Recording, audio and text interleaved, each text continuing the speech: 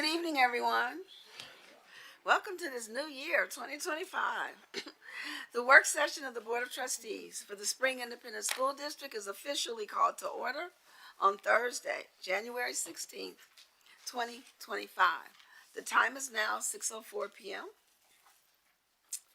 Board of Trustees present are Trustee Adams, Trustee Correa, Trustee Durant, Trustee Jensen, and Trustee McDaniel. I would like everyone to turn off or silence your cell phones or any electronic devices, including mine.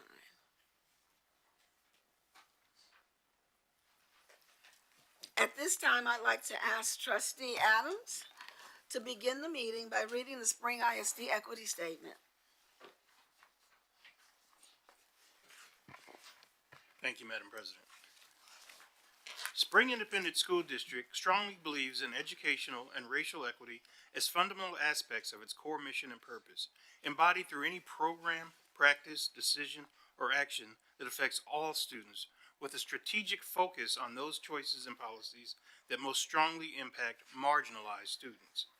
We believe all students, regardless of their ability, cognitive, physical, or social emotional, ethnicity, language, race, religion, gender identity, and status should have equitable access to opportunities, resources, support systems, and educational rigor in order to maximize their academic success and social emotional well-being. We believe every Spring Independent School District student is valuable and possesses individual strengths and characteristics that make our district a great place to learn and grow. Moreover, we seek to act on that belief, instituting policies and practices that value diversity, committing ourselves as a district to growth and development, and working to support the success of every student in all that we do. Thank you, Trustee Adams. Our next item is the superintendent remarks. So at this time, I would like to recognize our superintendent of schools, Dr. Lapita Hinojosa. Thank you, Ms. Durant. So welcome back. We are back 2025. So just excited to see everyone here, everyone that's online viewing. We're just excited. We had an amazing start of school for this second semester. We are in week 2, and this is the final stretch. So everyone is out in the schools and district-wide working feverishly so that we do have a strong finish. Also, January 2025, but really January signifies, or for us in Texas, it is National Board Appreciation Month. And so while we have things planned for next week, I want you all to join me in celebrating our board of trustees in not only tonight, but all month long. So join me in celebrating them and thanking them for their work. And so just watch us, follow us on Twitter and Facebook, and we are introducing and highlighting our board members. And so you'll get a little glimpse, get to know a little bit more about our board. And so the other thing that I want everyone to remember, and I know the weather is looking kind of extra temperamental for next week, so know that the administration that we are all monitoring the weather for next week. We are having meetings, planning not only internally but with our external partners and Harris County. So watch our social media platforms and phone calls and texts as we monitor the weather. But next week, we do have our annual State of the District breakfast. It is scheduled for January 23rd. So please visit our website for additional information on it. And also, if you'd like to attend, we do have tickets on sale, $40. Come and join and learn more about how Spring ISD is building bridges for our students to their future. One other thing that I want to share with everyone is a new program that we call Spring Experience. And this is a new program that our HR department, under the direction of Dr. King, in the recruitment team, Dr. Gonzalez, we have 3 seniors that are spending the week with us from the University of Texas, Rio Grande Valley. They are spending the week here with us at Northgate Elementary. They're part of this new program, as I said, and they're working side by side our teachers in the classroom as they prepare to deliver their very first lesson this coming Friday. They've also been staying with the host family in order to get the full experience. And that host family, Miss Pearl Ivory, where's our room mother and RA and everything back there, and her family? They've been hosting our 3 students. They've been taking them out shopping. I tell them don't keep them out too late because I heard they were at Top Golf. So the HR recruitment team, the whole team has been doing an amazing job making sure that they get a full experience, because we want them to know all of spring and everything that spring has to offer, that this is an incredible place. Spring ISD is an incredible organization, not only to work, but to live in and to play and to truly experience all the cultures. And so at this time, I want to introduce them. We have Valeria Portales, who is in a 3rd grade classroom. Hi, Valeria. We have Mildred Ruiz, who is partnered in a 1st grade classroom. Welcome, Mildred. And Valerie Avita, who is working and partnering in a 2nd grade classroom. And so we welcome them as the very, very first cohort, one of many. And I know that you all are going to do an amazing job tomorrow morning. Dr. Gonzalez, will you and your entire team, the host team, will you all stand and please be recognized? Got Pearl Ivory, we got Miss Tillman with Miss William, Miss Griffin, Miss Weston back there. Thank you all for hosting our 3. Oh, and is that Dr. Miss Harris back there? No, I thought I saw her back there. But thank you all for everything that you all are doing, hosting our students. And last but not least, thank you. Last but not least, to our board and to everyone that's here. I know you're seeing a familiar face out in our administration here, and I know, you know, everyone's been smiling.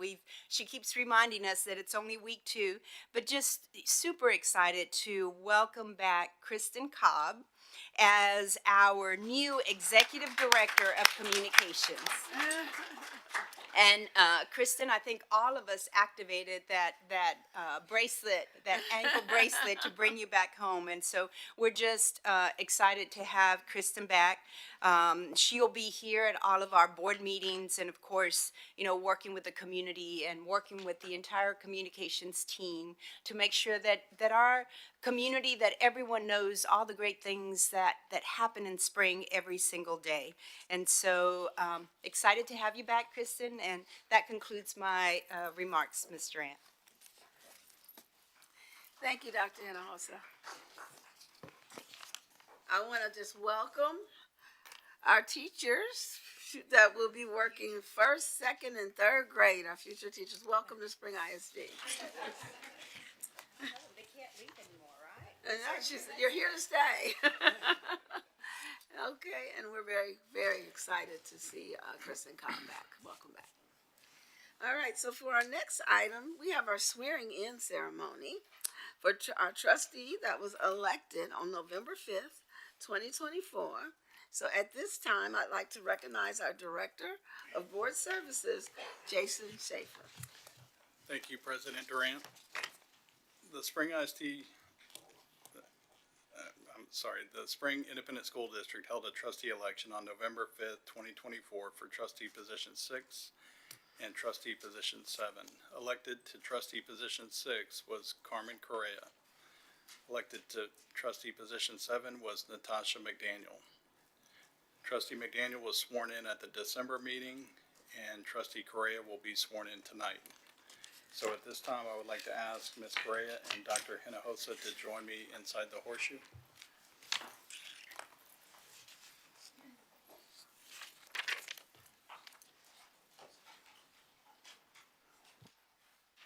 I recorded it.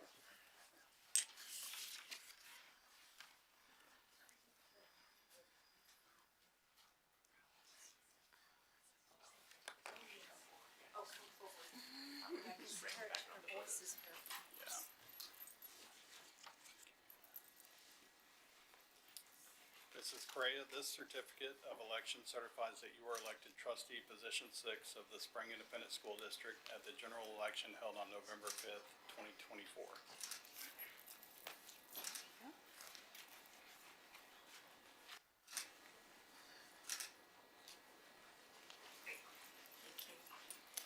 I will now ask Ms. Correa to sign the officer statement.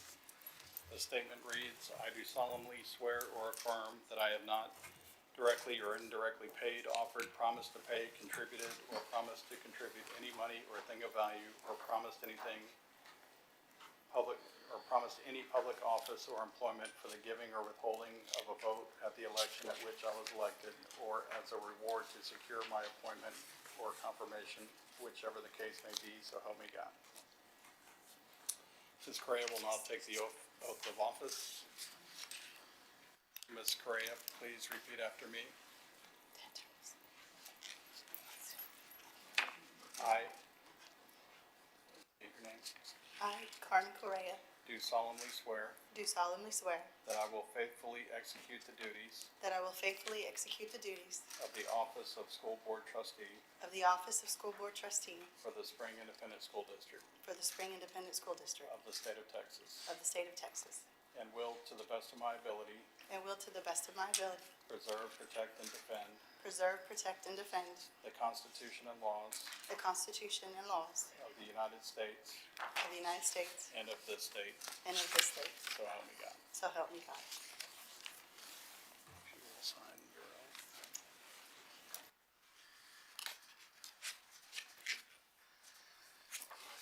Please join us in congratulating Trustee Carmen Correa.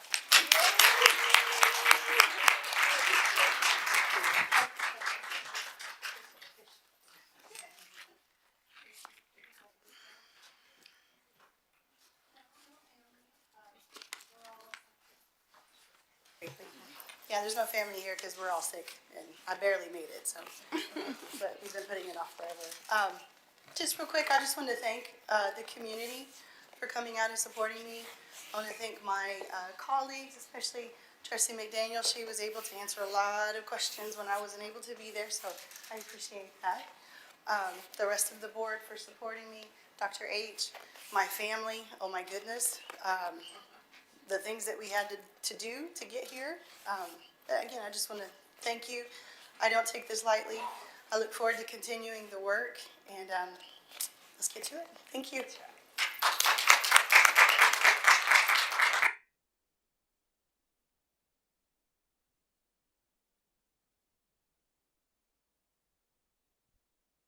Back on. Thank you.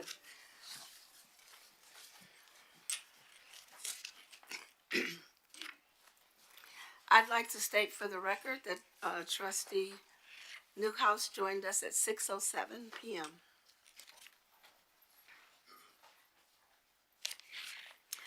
And one more time, let's congratulate Trustee Correa. We're so excited to have her back, and her passion for our students and the work is something that we're excited and continue to look forward to. Thank you. So our next item is agenda participation. This allows members of the public an opportunity to speak on those items on the agenda before the Board of Trustees considers them. So at this time, Mr. Schaefer, do we have anyone registered to speak under agenda participation?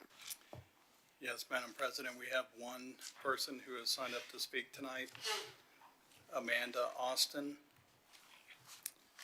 So I'll ask her to please come up, and as she's coming up, I have to read a brief statement. The board invites interested citizens to address the board regarding any item on tonight's agenda that they desire other than allegations concerning the character or capability of any board member, staff member, citizen, or student of the district. The board will listen and will not interrupt unless the person addressing the board infringes on the guidelines as stated previously or exceeds the time limit authorized for the presentation. In this case, you will have 3 minutes to present. Mr. King will keep time, which will be displayed on the monitors. The board will not debate nor respond to any question during the agenda participation. The board will seriously consider your input when addressing the items on tonight's agenda. Also, according to law, it is a criminal offense for a person to obstruct, prevent, interfere with, or disrupt a lawfully called meeting through physical action or verbal utterance. Citizens are requested to supplement any oral address to the board with a written summary of their presentation and any recommendations they may wish to suggest. Thank you for your concern regarding our school district, and we will hear you now. Thank you. Hi, my name is Amanda Austin, and I live in the Lexington Woods North neighborhood, immediately adjacent to the site of the New Spring High School. Thank you for the opportunity to speak tonight. Our friend and neighbor, Kenneth Elliott, regrets that he cannot be here tonight, but we've discussed these remarks tonight, and on his behalf, I want to remind the school board and the high school project team about the importance of honoring Spring High School alumnus Lance Corporal Fred Maciel in the construction of the new high school. Both Kenneth and my husband Elijah, who's here with me tonight, addressed you all at the December board meeting, and I'd like to give an update. We are grateful to Mark Miranda for meeting with us last week and are encouraged to hear that they will be moving the drainage channel away from our property and closer to its original course and outfall location.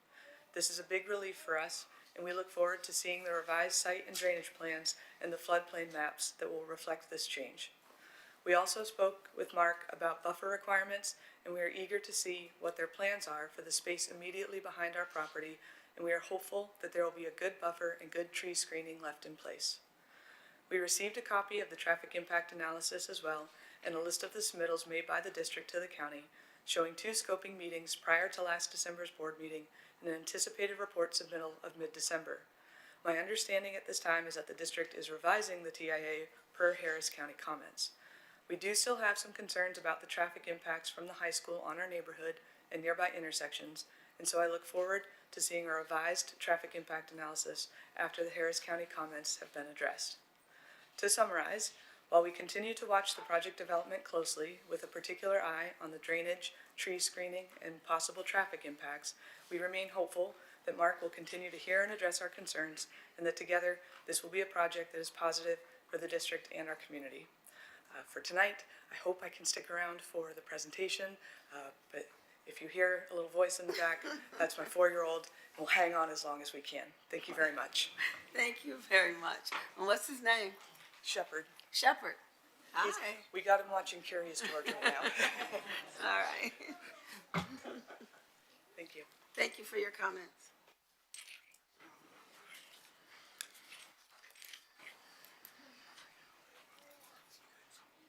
At this time, I would like to ask my colleagues, without any objection, that we move up the policy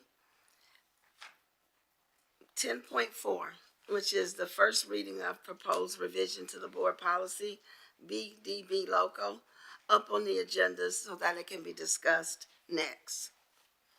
Now, do I hear any objections? Not hear any objections? 225.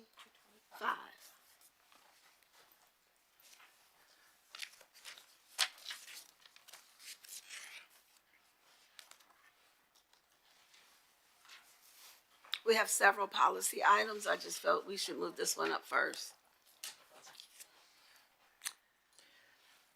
Without any objections, yes. The only thing, I think we should have the equity study status report discussion. That will inform that policy discussion.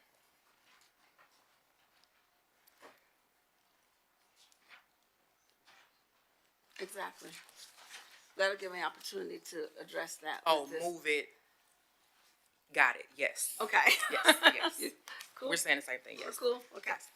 All right, everyone, and to my colleagues, the board's internal organization committees, which is policy BDB logo. And it talks about standing committees, that the board shall have no standing committees except for the committee of the whole, and the board governance committee and the audit committee. So we will continue with both the governance and the audit committees as our standing committees. Insofar as possible, all committee work for matters pertaining to business and educational policy shall be done as a committee of the whole. So outside of anything else, we will do that meetings as a committee of the whole. And so we will now operate with those two standing committees. We also say that the board president may appoint special committees as necessary to fulfill specific assignments. These committees may include district personnel and citizens. The function of committees shall be fact-finding, deliberative, and advisory, but not administrative. Special committees shall report their findings to the board and shall be dissolved upon completion of the assigned task or vote of the board. So at this point, we previously had the equity as well as the data committee. I feel we have those two additional committees that I put together and put a lot of work on administration during a time when we've had quite a few meetings as it relates from a financial perspective. We've had a lot of additional meetings due to the budget challenges that we face. We've got projects under the bond going in place. So I just feel at this time it would be important if we maintain those two standing committees and then eliminate any additional special committees that I had previously put in place. And I'm excited tonight that the Equity Committee is prepared to bring an update and their final conclusion to us this evening. And the Data Committee will do the same thing in February at that time. So what I was thinking with moving was moving it after the equity study status report. So that we could, as a body, discuss where we are in our equity work and where we want to move forward in our equity work.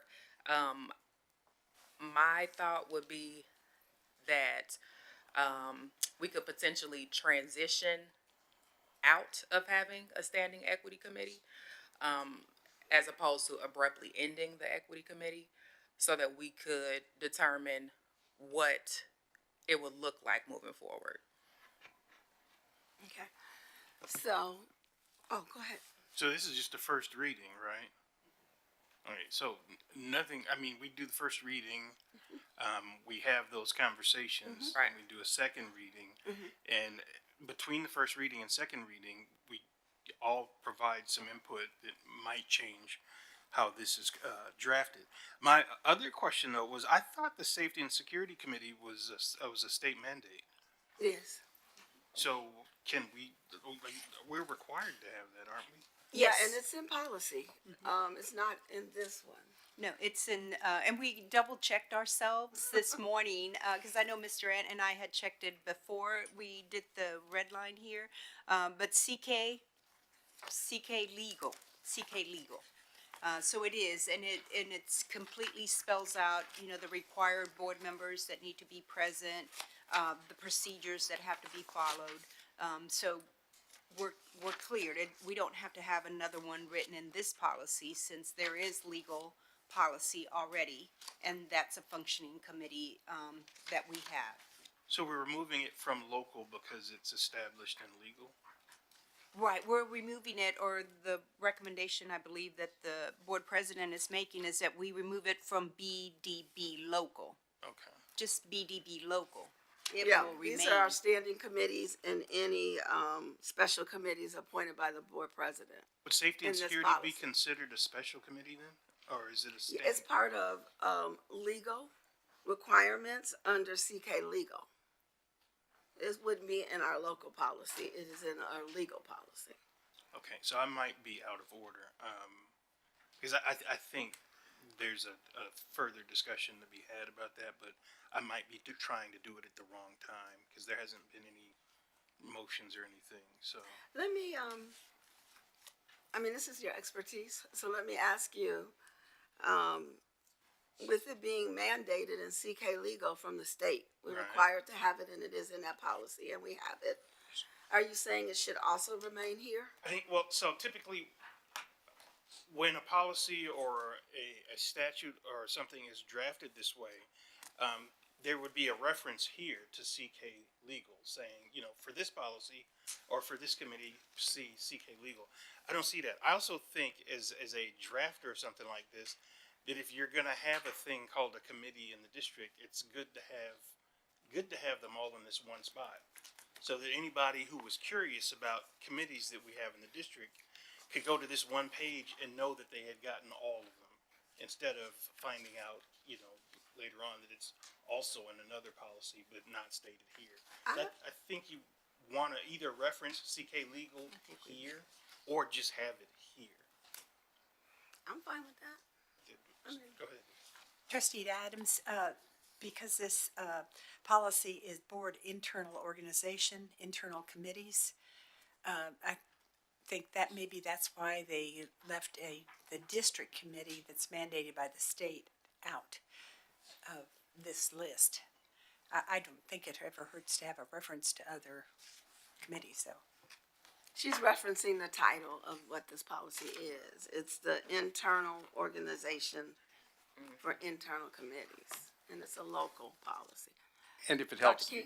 for example, your SHAC committee is not in this B policy. It exists required. in another policy, I believe in the E's.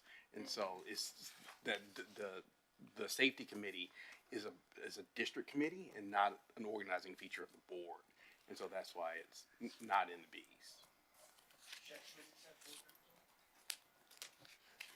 It's a state required committee that is the board nominates members and reports to the board. So, Yeah, I've served on SHAC.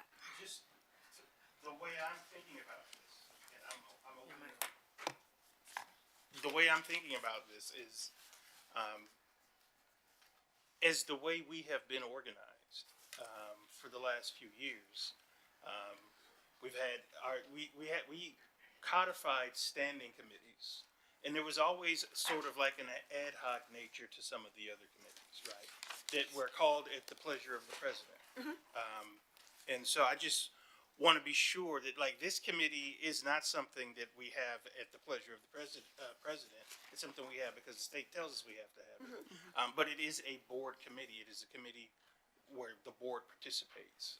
So, I mean, So when this policy was made for the board, we, as standing committees, at the original time, we wanted a safety one, audit, and governance. And so we codified that in this policy as our three. Now that we're updating, we did add, I believe, equity and data.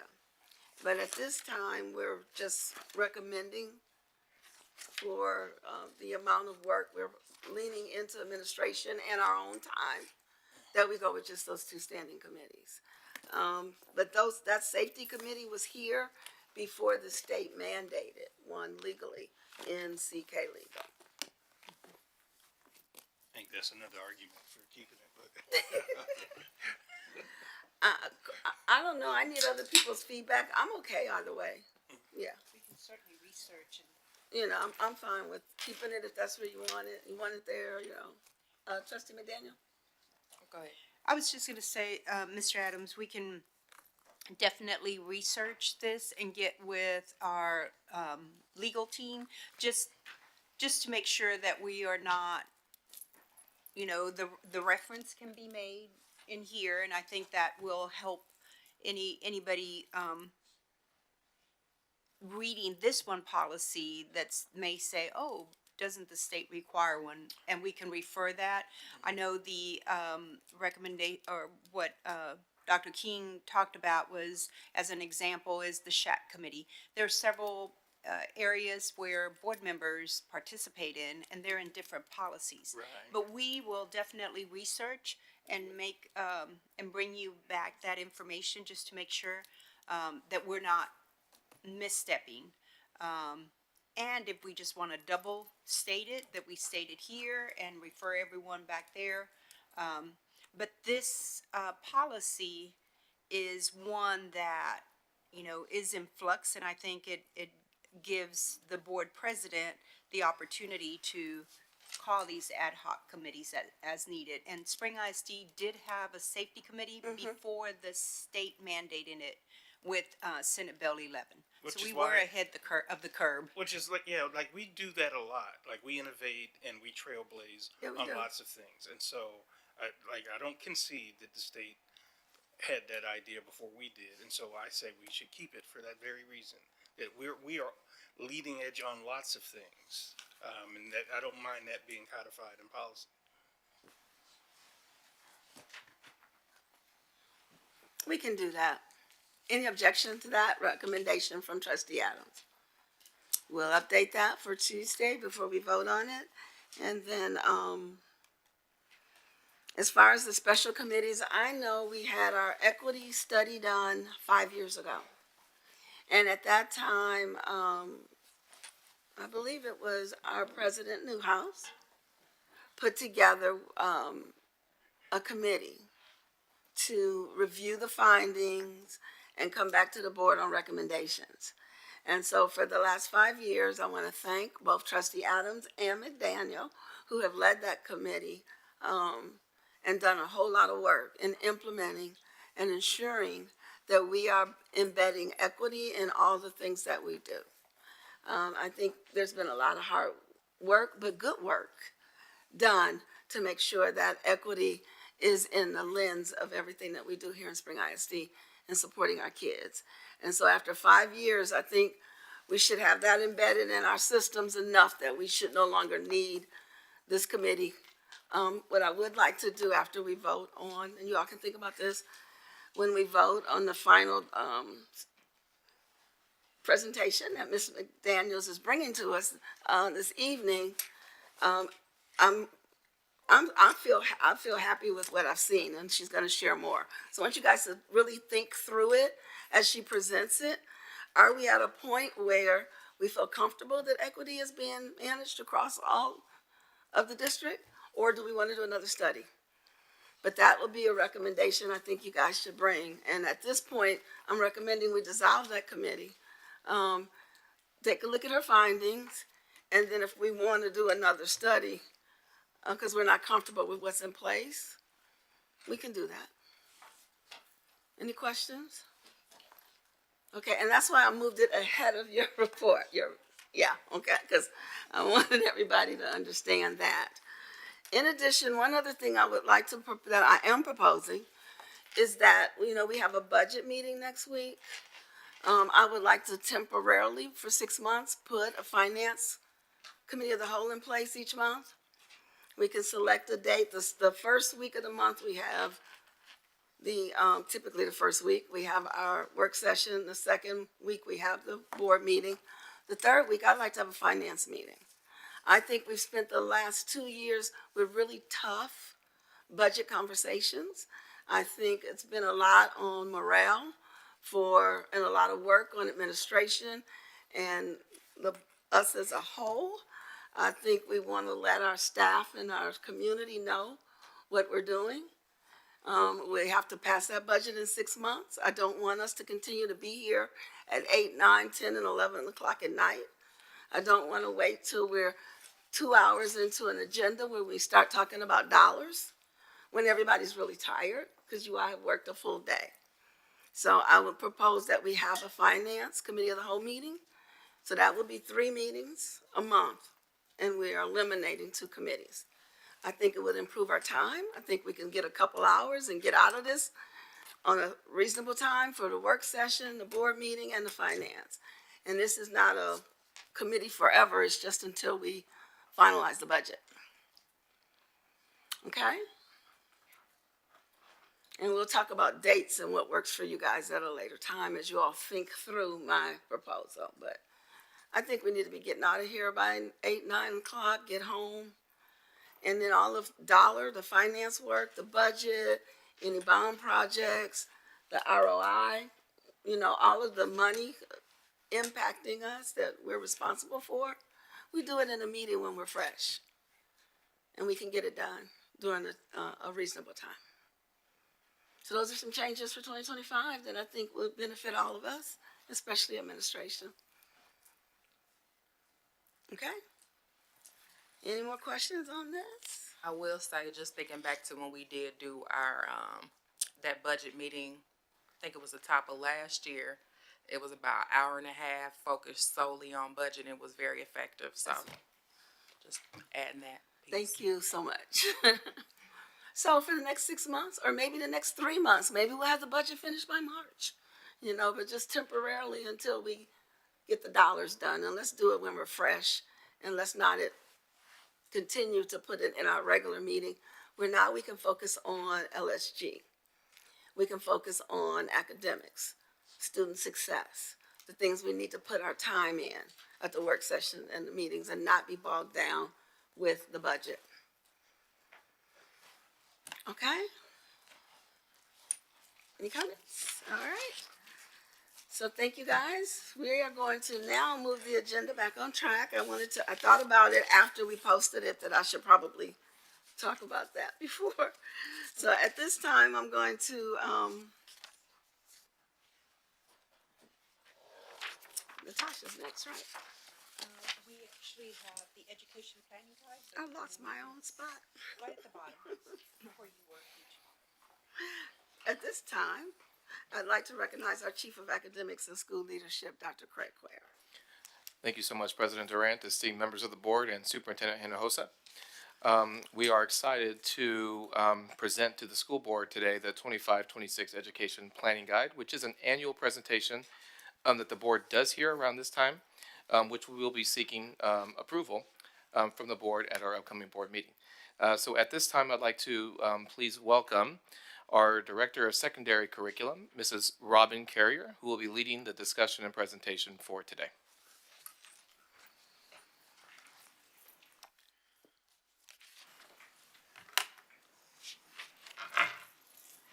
Good evening, Ms. Carrier. Good evening.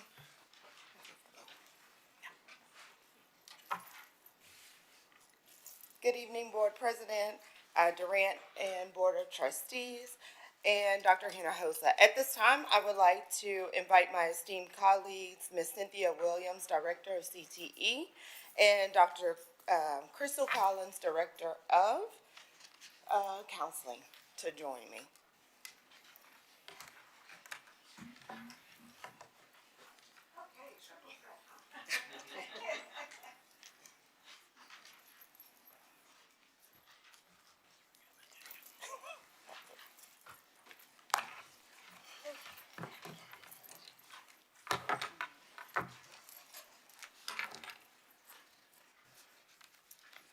We work together to bring you the updates for the Educational Planning Guide for the 25-26 school year.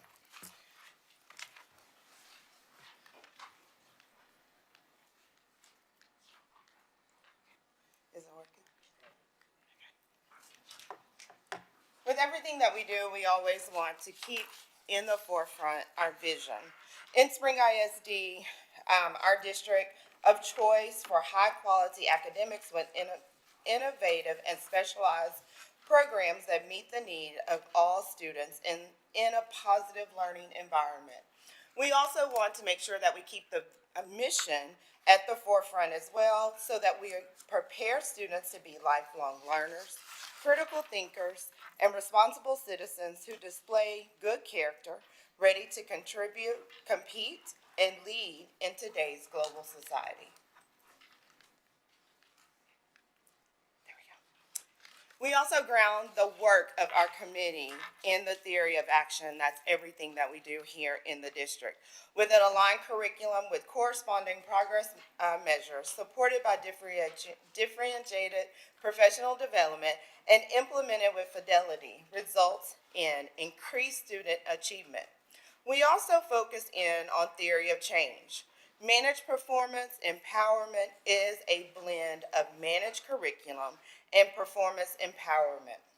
Curriculum is managed centrally, but performance and empowerment are closely linked. Schools that are high performing are rewarded with greater autonomy. Schools that are low performing are managed more directly by central office. Here in Spring ISD, again, we ground our work in our 6 strategic priorities. The EPG committee grounded our work in student outcome, equity, and opportunity. Excuse me.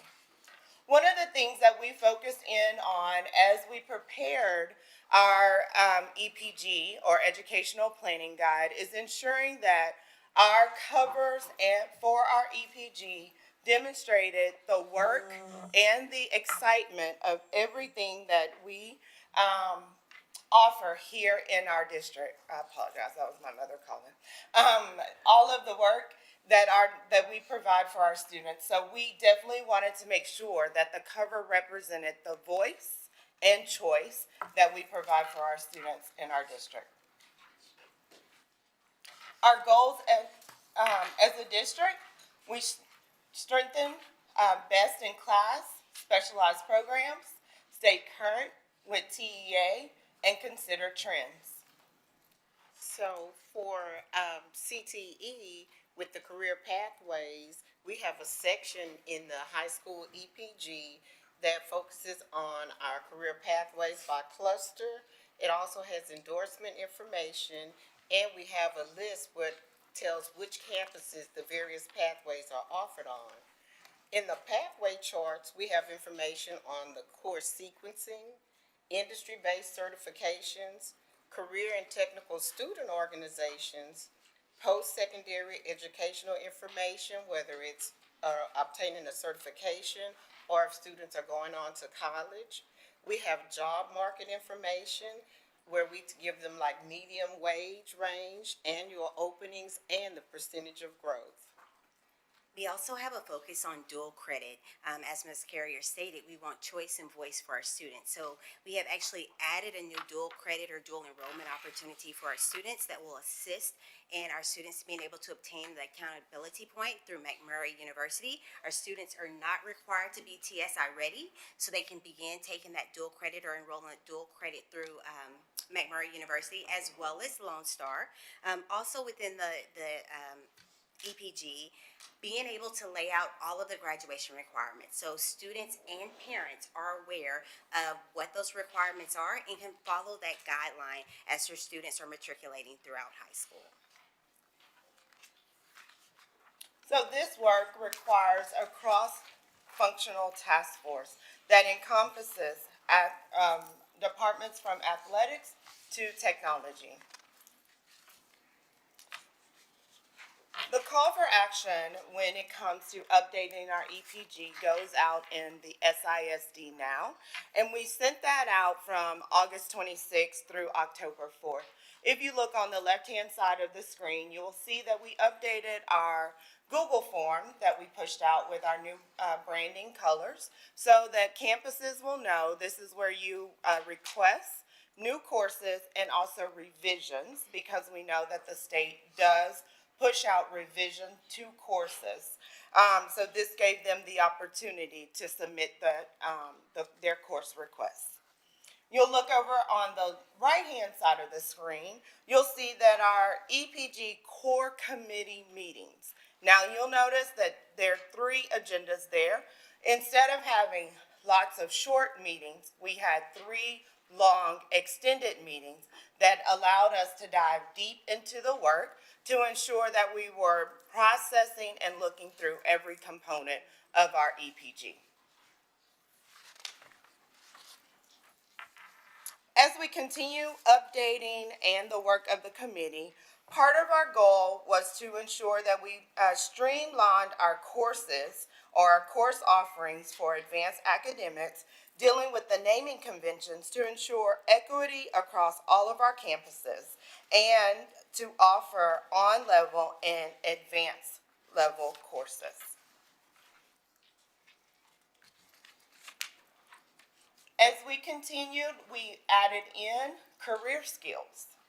Okay, the career skills section was added to our additional elective course options, And that way, we were able to work with our SPED department and get some courses that we could allow our students who are self-contained, that are also required to graduate with a program of study or an endorsement. So by us adding these career skill courses, that way SPED and the counseling department can work together to make sure that our students are scheduled and that they can graduate with an endorsement and complete a pathway.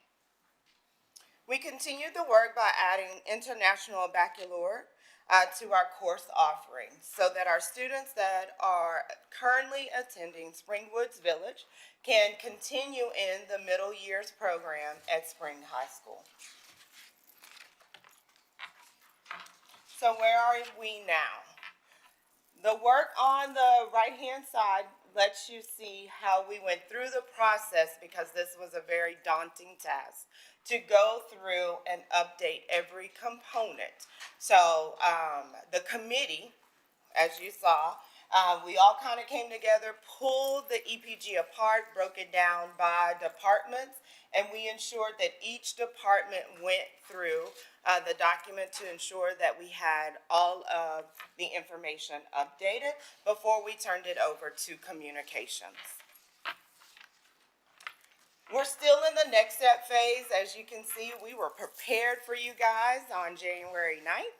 However, we know that we had to be flexible and make some adjustments and come before you today. So right after we receive board approval, we will create the SISD now, and then Dr. Collins will talk about the last two bullets. So we are already started the course selection process as far as our counselors visiting the different campuses. Our high school counselors have already visited the middle schools, and our elementary counselors are currently visiting our, middle school counselors are currently visiting our elementary campuses, excuse me.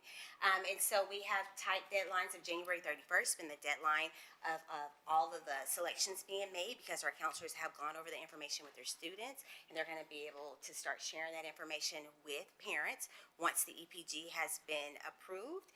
And then all course selections will be made by January 31st.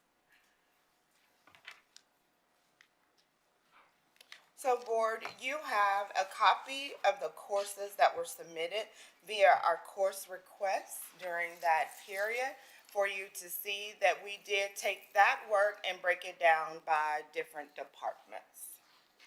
Board, I would like to thank you for allowing me and my colleagues to bring forth the work of our EPG committee. This is not a task that the three of us are able to do by ourselves, so we had to do it collectively. The next process for the academics team, we will bring forth the curriculum adoption process at the next meeting.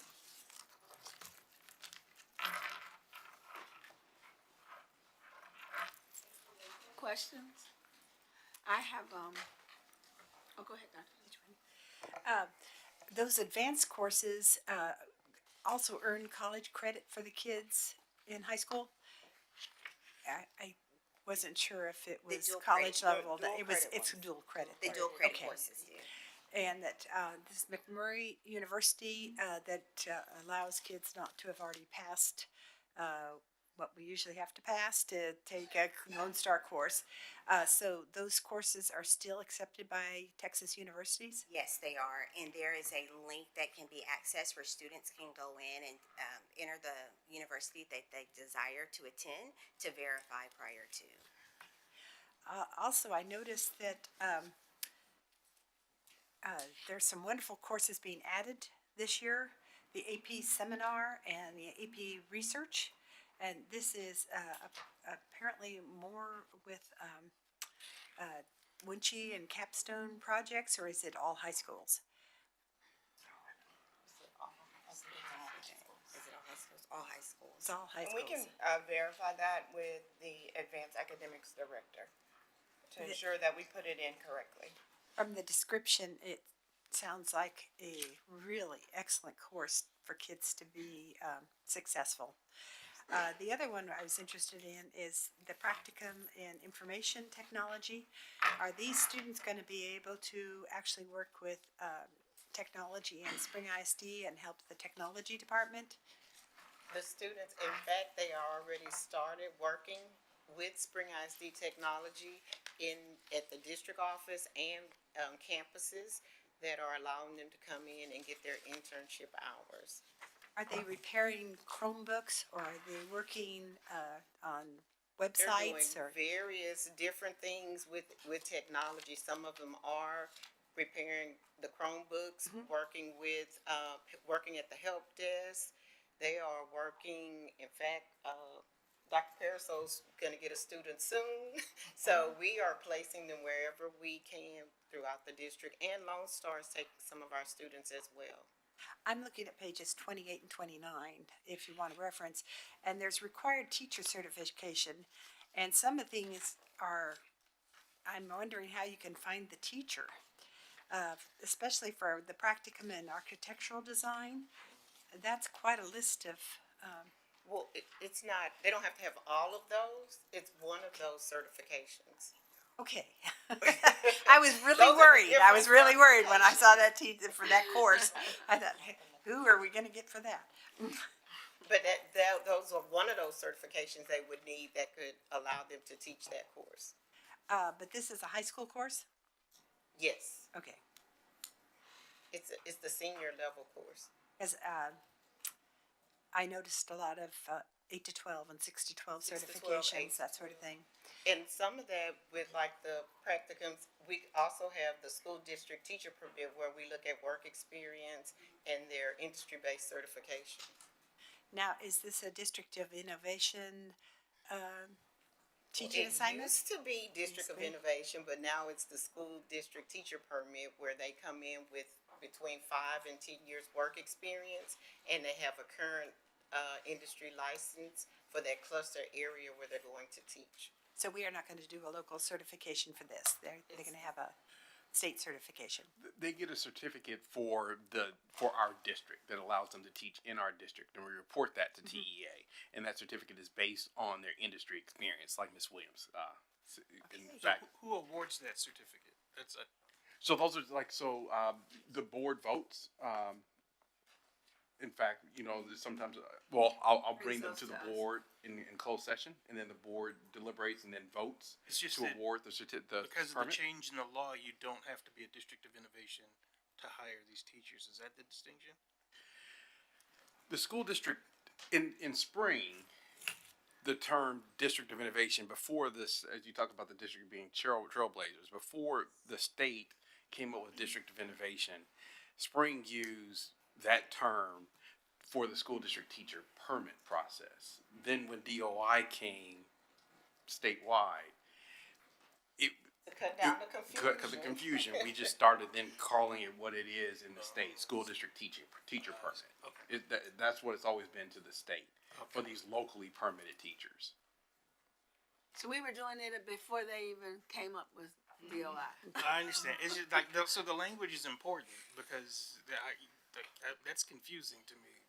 Yes, that is why we made the recommendation I to call it understand. Yeah, just that school makes district sense. teacher permit, because it was getting confused with the DOI process, with the bachelor degree for Right, teaching. right. And so our teachers, as long as they have the work experience and the credentials, they could be school district teacher certified. Gotcha. Thank you. If I may ask one more question, and that is about the course cost required by campus. I see that there's scholarships available by need, but you keep listing Skills USA, and I thought, well, what is this thing? And looked it up, and it's quite a national organization. It's That's one of amazing. our, So, congratulations bringing That's that one in. of our career and technical student organizations.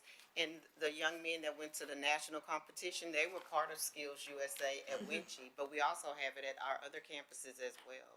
Yes. Congratulations. You know, I look at this and I thought about, as I'm watching football games and I see the productions that they're doing, I said, our dream team. Our dream team does this same thing, Debbie. And these are the courses and things that they are taking and it leads up to. And I'm happy that we have this because, hey, those students will go very far. Now, that's what it is. Our dream team does an amazing job because of this. Noticed that when I was introduced to them, that there were middle school students there too. Yes, that was, and the production is so professional. It is. It's really amazing what we have to offer, and you all have done an awesome job. I do have a question in regards to, you said that they're already in the system, that the counselors are prepared. They are meeting, they've met with students, and so it's on paper or Google Docs now, and then they'll move it over to the system, but they've What already, system are we using? Aries. Aries.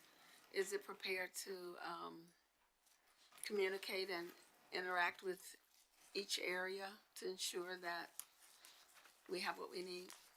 Oh, yes, absolutely.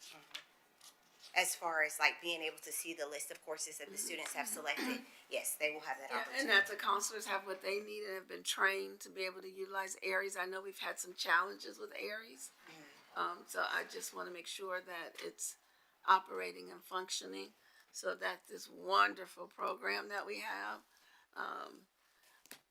is being able to be implemented with fidelity and without any hiccups and throughout the process. Yeah, so it was important that we got into or entered working into Aries immediately. So we started that process last year, as opposed to waiting and doing the course selection process in eSchool and then transferring it over to Aries. We began the work in Aries last year by first uploading our students' 4-year plans or transporting them into Aries from our student college readiness platform, Navient, and then all other course selection was entered directly into Aries last year. So the plan is to do the same thing this year. Okay, I know our President's Leadership Cohort students had some concerns that they voiced about Aries, and so I just want to make sure that it doesn't interfere with this wonderful program you guys have put together. It sure is. My watch. Sorry, guys.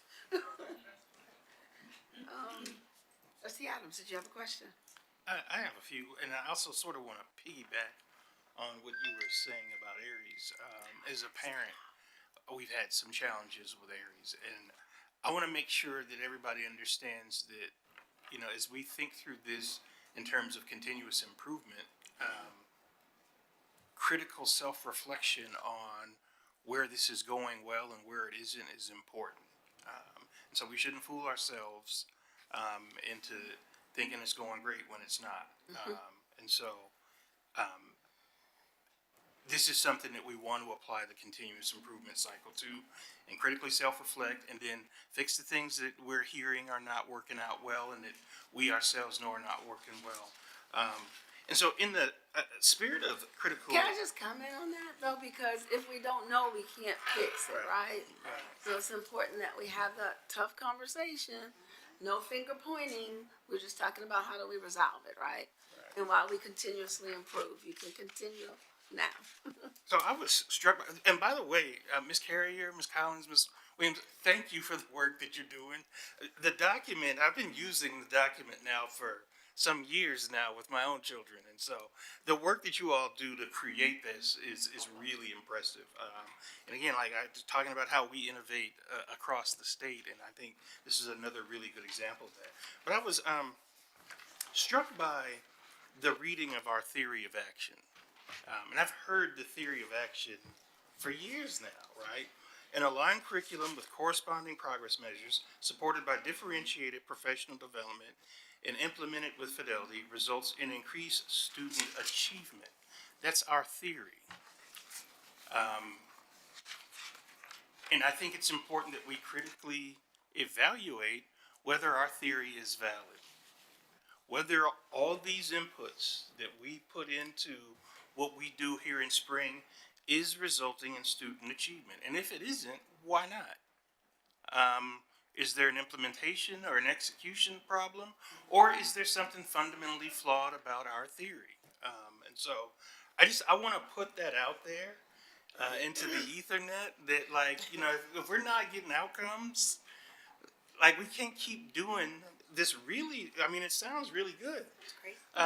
But it's not getting us the outcomes we want. And so I think we need to really take a hard look at how that's working for us. The only other question I had, on page 24, the career skills slide, that group of sentences is confusing to me. Are we saying that the career skills courses are only for our special education services? In that section, yes. Okay, okay. And what are career skills exactly? Well, there's a course called Community Transportation. There's a course called Student to Industry Certification. Those are CTE courses. And then we have some local courses that were developed through the SPED department: skills for community success, skills for independent success, and skills for social success, skills for vocational success, so that we working hand in hand with SPED could align things so that our SPED students, those who are self-contained and aren't able to complete the regular pathways, we could still service them. Okay. This I is- think that answers my question. Yeah, Yes, this is our, as we talk about equity and as we talk about, are we serving all students? Wanting to ensure that all students, all families are able to use the education planning guide and are able to sit with their children or their students regardless of whatever level that they're at, and they can use that document to plan their four-year high school career and beyond. So just as we've added the advanced courses and partnerships with universities, we continue to evaluate through this equity lens to make sure that all students are being served. Last year, we hold college fairs and career fairs all the time. And we realized that we were missing services to a group, what is it, almost 13% of our student population. And so now when we do our college fairs and our career fairs, we make sure that we have employers and colleges that are able to address our students that have individualized needs. And so now the education planning guide, as a parent, you can plan the career for your son or your daughter, placing them in the courses that are most appropriate, so that we have a transition program right here at Westfield, and they're able to then start working, very similar to what you heard with the practicums. Many of our students go out and work, and they will have a future that they can be independent. So this is the new phase as we continue to improve and use that equity lens, make sure that all students are being served through our programs and our resources that we have for our families. So this is something new for us in this document. Thank you. Trustee Carras? So I kind of wanted to piggyback after Dr. Enosa and also Trustee Adams. Quick note about Aries. Not having access to the grades and some of the functionality not working for my seventh grader has created anxiety because he does not know where he stands. And I would imagine, well, another neighbor friend who also has a seventh grader, it's the same thing. So just another piece in there to add about the Aries dysfunction that we've experienced is that it does affect the kids too, because they can't see where they're at. So I just kind of wanted to put that piece in there. But along those lines, so I think I remember, we've talked in the last few years that I've been here on the board, one of the comments that I had previously was going down a little further, hitting the elementary level, which we are now doing that. So thank you. But I'm curious to know kind of what that looks like, because introducing this to a fifth grader is going to look different to a seventh grader and then even an eighth grader going into high school. And so kind of what is that process, especially for the younger kids? Because if it's just a one-time introduction to the guide, is there a follow-up with the parents? Are we pushing this out to the parents? And I only ask this because I haven't seen much about the education planning guide, and I'm a parent here, so not to point fingers, it's just in the vein of continuous improvement. If I'm not seeing it, then I wonder how many other parents are also not getting to it as well. So, kind of, what does that process look like for the younger kids? You know, do the counselors sit down with them? Is it a one-time introduction and they're kind of just expected to follow up with their parents? You know, kind of how does that look like? Or what does that look like? So from the counseling perspective, our elementary kiddos, they have a set courses that they take, so we don't necessarily have a guide for them. But for our students that are transitioning from 5th grade to 6th grade or to middle school, then yes, of course. So we have our middle school education planning guide that has the expectations of what to expect going into middle school and the classes that they need to take and the opportunities to be able to take courses for high school credit once they enter 8th grade. Also, we have the transition nights that we host every year for our parents and for our students, where they're able to attend those middle schools and learn about middle school life and what that looks like, and actually transition from classes as opposed to staying maybe in one class the entire day, right? So having those type of opportunities and those conversations. I know I started in 2020, and from the time that I've started, we've sent out a video to parents. It was tweeted out on the website, hey parents, the EPG guide is approved, start sitting with your students and start planning, and we plan on doing the same thing this year. We've done it for the past 4 years, and so we'll continue to do that, and just hoping to ensure that we're reaching a wider audience with regard to the parents. So from the counseling perspective, yes, so they sit with them every year as they're choosing their classes every single year. Just when they're transitioning to 9th grade, our middle school counselors are still sitting with them and going over information, but it's more so our 9th grade camps is going over saying, hey, this is what high school is, right?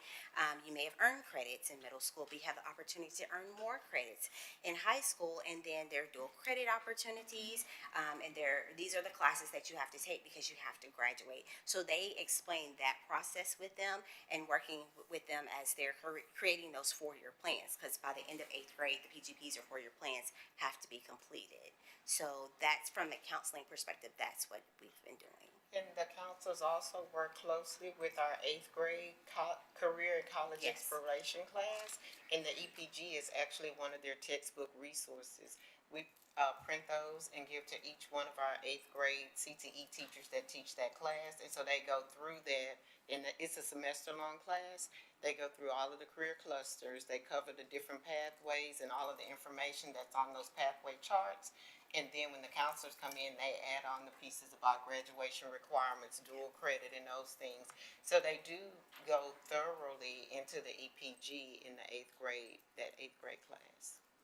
So, and the way that the document reads, it clearly outlines that, but I guess my question is more for the younger kiddos. If we're introducing this at a younger time, the kids that I've talked to, they're anxious. These kids nowadays are anxious about everything. And so when you introduce them one time in 6th grade, and then all of a sudden, maybe once in 7th, and then all of a sudden in 8th grade, they're now pressured to have to, you know, help work towards filling out this plan. You know, what are we doing to support the kids from 5th through 7th? Because the majority of the focus is in 8th grade. And so that's really my question is, how are we communicating this to the kids, and how are we following up with them to make sure they understand the importance of it, but not overwhelming them by the time they get into 8th grade? Speak to the courses for middle school. Maybe that's just a takeaway, you know, something to consider. Because I know, even from the state of Texas, they don't offer any CTE courses for 6th grade. Right. But here in spring, back to our innovation, we created some locally developed courses for 6th graders where we do intro to careers. And then, like at Robertson, we have intro to ag and intro to STEM, because that's a pathway campus. So we try to get it early, because our grant money, Perkins and everything is from 7th through 12th grade. But we wanted the kids to start early, so we started with 6th grade, and again, develop those locally developed courses, and we have teachers that teach those. So we do start in 6th grade, And so they can take CTE classes 6th, 7th, and 8th grade. But 8th grade is where they really dig deep into it and plan for their high school graduation plans. So do we have intro courses for all of our pathways or just No, certain ones? there's one general class. It's a semester class for 6th graders. It's called Intro to Careers. And then we pair it with the IC3 course, which is also a locally developed class that teaches them about internet safety, internet communication. They pair that with that, which gives them 2 semester courses in the 6th grade for CTE. You know, we might already be doing this. Because like I said, I use the EP, I've just had one graduate last year and I have another one about to go this year. And so as a parent, as an engaged parent, I use the EPG. So there might be some opportunities with the work that Trinity Carroll does at FACE to maybe roll out some courses to get more parents engaged in actually planning the academic career of their kids. Because the other thing that I'll tell you is that when I use the EPG, I go to Spring ISD's website and use the one there. There might be some opportunities if we're looking at the analytics of how that particular web page gets used to see if we have a surge in use, you know, during the times when the teachers are doing the EPG coursework, to see if there's any correlation between what they're getting in that class as a 6th grader and whether more parents or more folks are accessing that website and utilizing the resource there. So I do think from a continuous improvement perspective that it really is imperative that we do start introducing it. If you look at our attendance data and everything that impacts our funding, we lose kids at middle school and they come back at high school, but middle school is where we lose them. And it's because I feel like parents and the community isn't aware of the wonderful opportunities and programs that we have. So to Trustee Correa's point, if we could introduce it sooner, get them more engaged and excited about what they're going to experience in that middle school time frame, we can not only help our students be more successful, but we can also begin to reduce that gap where we see a drop of enrollment of kids for middle school. So could be twofold. Okay, so that was a lot more questions than I planned, and I bet it's a whole lot more than you planned for, right? Yes, but I have some notes. Any more, you have any comments for us? Ma'am? Any more comments for us? No, ma'am? Are you clearing all of the questions that we had? Okay. Yes, ma'am. Just thank you. Thank you so much for your hard work and being here this evening. Definitely, as Ms. Carrier said, she's taken lots of notes, and so, but I do, and I was, I want to assure the board that, while this team isn't responsible for the Aries and the behind the scenes and all that, this team doesn't do that, so they were a little like, ooh, I don't want to answer those questions, but I can assure you, Mr. Miranda and his team have been taking feverish notes, because as Mr. Durant said, you know, we had students that had asked questions and they had concerns of what they couldn't see on Aries, and Ms. Miranda pulled the kids together, all the team came and sat with them, addressed their questions, sometimes user error, but I want to assure the team that Mr. Miranda and his team are working. Every time we hear there's another parent that can't see it, they go in there and figure it out. But I did ask, we did talk about it back in December when we talked about the students and looking at our board calendar of all the presentations we have. I think we'll have some time in March, and his team will come and do a session with us and really like get in there so we can really ask and have the right people at the table that can answer your questions, because right now you're like, okay, they're not answering my question, but it's because this team doesn't know, and they looked at each other going, oh my goodness. That is not my lane, right? Correct, thank you for saying that. Yes. I appreciate the team, you know, trying, and we know y'all are working, but the feedback that you guys have given us, and, you know, it is oftentimes funding, because the funding is not available for CTE at 6th grade, but we make it work, because we know sixth grade needs those courses at all of our campuses. But how can we be innovative, as we've said before, to start working more with the elementary kids, not only fifth grade when it's time, right? How can we embed it? So we Especially, taken you know, when notes. we know we lose them, and the charter schools and where they're going does not offer more than what we offer. You know, so to Trustee Correa's point, we need to make sure we're engaging them sooner and making them aware and getting them excited about, you know, what we have to offer. I know Dr. Jensen was with me when we did our leadership cohort, when we did get a lot of questions, you know, about the system, but so we do understand that's not your lane. So we appreciate you putting your best foot forward and answering our questions. Thank you. I did have a comment. This reads different, and so and I didn't do a comparison from the 21-22 guide to now, but it does seem more middle school friendly, even down to the elementary level.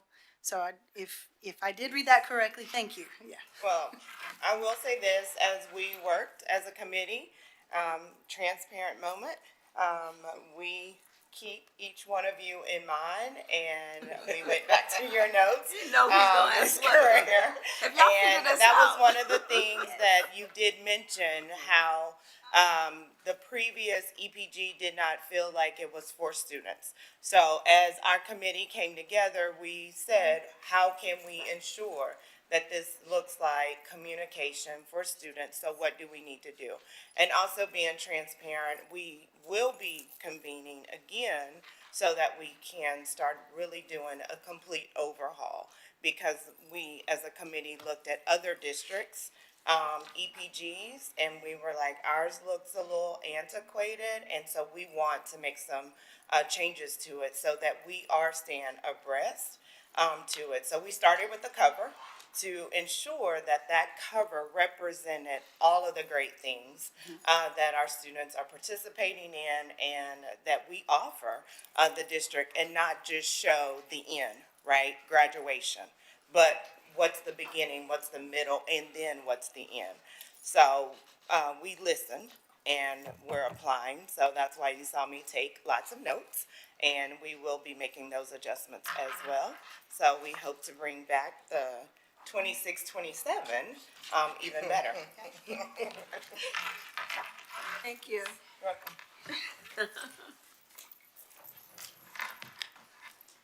For our next item, I'd like to recognize, sorry, I wanted to answer the question from Trustee Jensen. Absolutely. You asked the question about AP Research, AP Seminar. It is open for all of our comprehensive high schools to offer. And in successful completion of that AP course, the students will receive an endorsement on their diploma. Because it does lead to a final culminating capstone project upon successful completion.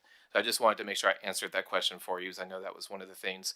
And then Trustee Correa, the question I know that you were referring to is just enhancing awareness. And that one of the things that the superintendent's been engaging conversation with us is being able to enhance awareness of all the wonderful programs that we're offering early on is very important, especially as the charter school rise is on the increase.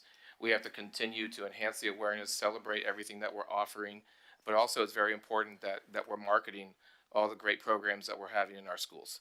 And so I wanted just to highlight that connection, which is very, very important to what you were saying.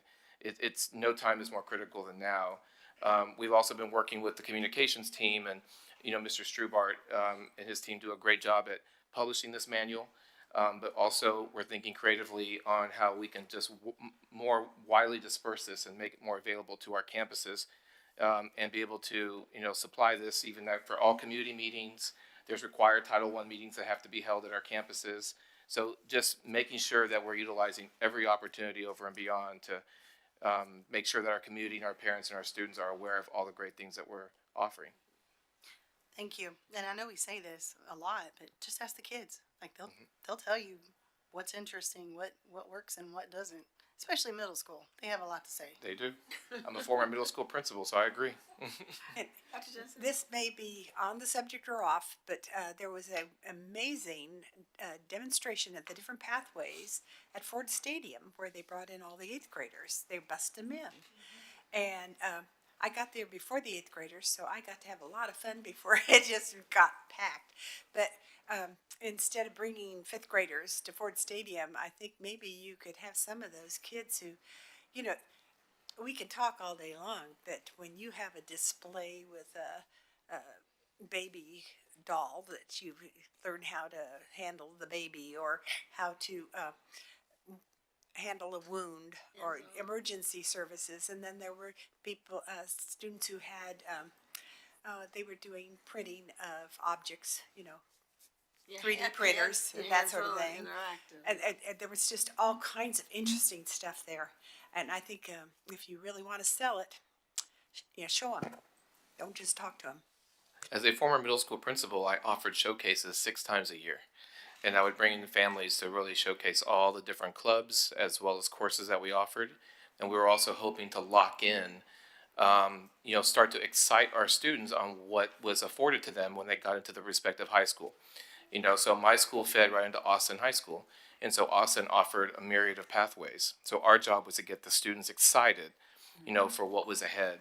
And we would do these showcases throughout the course of the year and just get families excited, to get students locked in. Sounds good. Okay. Nothing like hands-on interactive experience for kids that excite them. For our next item, I'd like to recognize our Chief Financial Officer, Ann Westbrooks. Good evening, President Durant, Dr. Hinojosa, and members of the board. This evening, we're going to take a deep dive into the process that we're using to evaluate the academic programs that we have here within the district and to evaluate the academic return on investment, or we'll refer to it throughout this evening as the ROI. So, of course, the first question is, what is academic ROI? And that is simply the practice of evaluating the programs that we have, where we're spending our dollars, and then making decisions based on the results of that evaluation on how we will then allocate our resources. So the two goals that we have are to, of course, evaluate those programs, and then if there's something that is just simply not working and we're not yielding results, that may be something we need to stop. If it's something that's working well, we can continue, and then there's possibilities where we may just need to make some tweaks or some small changes to then allow for a program to actually work for the district. And then, of course, ultimately the goal is to allocate our funds to programs that are working and that are pushing us towards the district's academic goals. Our approach to the academic ROI was to utilize a tool that was actually shared with us by our members of our Board of Trustees. And this is a tool that's called a Program Success Tracker that is through the Government Finance Officers Association, which we refer to as GFOA. And of course, this tool is set for districts to utilize it so that you can look at how you're investing your money and whether or not those outcomes that we anticipate getting when we make those investments, is it actually happening? Are we seeing the results that we anticipate? And are we also spending the money that we say we're going to spend? Oftentimes we can begin a project and we can say it's going to cost us $100,000. But as you get into it, you realize, oh, but we need these licenses or we need these consumables. And that $100,000 turned into $200,000. And did we yield the results that we anticipated with those funds that we've invested? The tool then, based on the projected income, the projected outcomes versus the actual outcomes, gives a high-level recommendation of whether or not we should start, stop, or make some adjustments to what we're doing. So this is just an example of the tool that you'll see throughout the presentation. And so first off, we know that our inputs, our academic inputs, are those resources that we invest in, those things that we use to contribute to the educational process. So those inputs are what's going to impact the things that we're targeting, and it's going to let us know whether or not what we're targeting and our outcomes is actually coming to fruition. So here on this table, under the outcomes table, the first thing you see is what are we targeting? So in this example, you'll see here on the first line, we're targeting math students, and we're looking at the metric is the GPA. And then there's a baseline there that says when we first began this project, the GPA for our math students on average was 2.6. So for the next line, you'll see that we're targeting high school students and we're looking at the dropout rate. And the baseline at that point in time, there was a dropout rate of maybe 5%. So then we come over to the next part of the tool and it says, okay, define what your target outcomes are. So looking further into the example, we're targeting our math students, we're looking at the GPA, we have our baseline, and then the goal is to increase the GPA for those math students, and each year you see a target. So in this case, the first year, the baseline is 2.6, but in that first year, the target is a GPA of 2.8. So this is just to help you understand how the tool works. The next area is the actual results. So we know what it is that we're targeting, we know what the metrics are, we have our targeted outcomes, and now what are the actual results. The last section looks at the comparison, simply what was the target versus what was the actual result, and then what's the difference between the two. And you can see that with the second target, with the high school students and the dropout rate, in this example, you see red showing up. And so here where we see the red, when we see that the actual results or less than or not what the projected outcome is, then now those results, that high level recommendation is that given that the actual results were not what was projected, what the target was, then we needed to reconsider this investment. So with that overview, we'll get into exactly what's happening with some of the programs that we've evaluated here within Spring ISD. And so we'll start off with Amplify Education. So Amplify is the reading curriculum for our K-8 students. To date, we've invested $16.7 million in Amplify.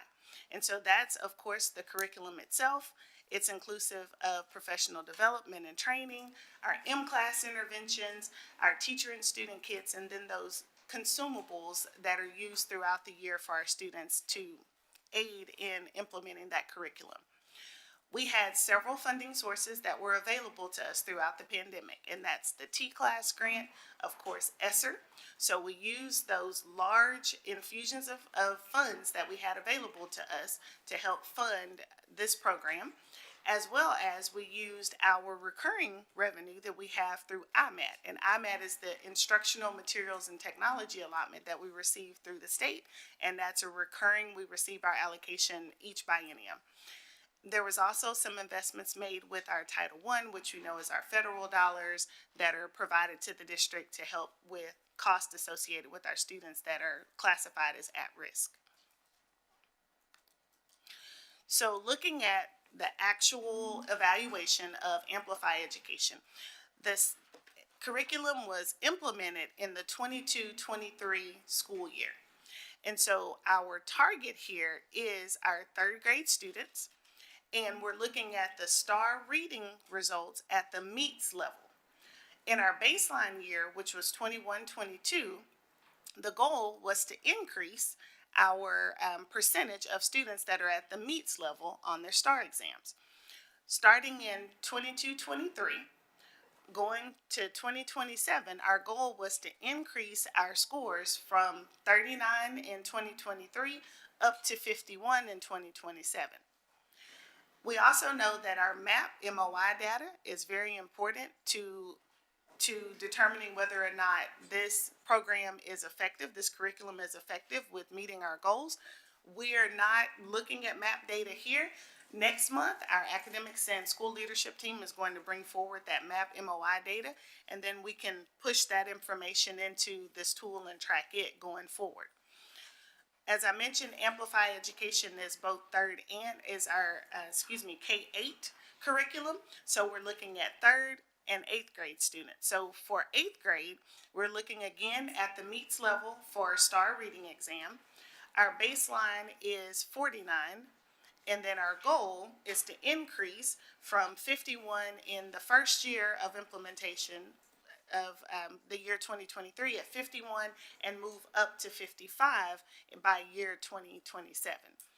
Something to note is that 2023 was the first year of the implementation of this curriculum, and it was also the new STAR exam year, and it was the first year of the new accountability system.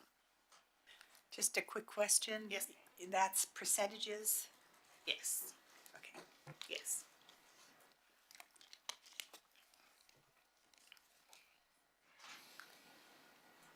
Okay, so this is a comparison of the actual results versus the targeted results that we had. And so in that first year, in 2023, we had a target of 39% of our students at the MEETS level in third grade.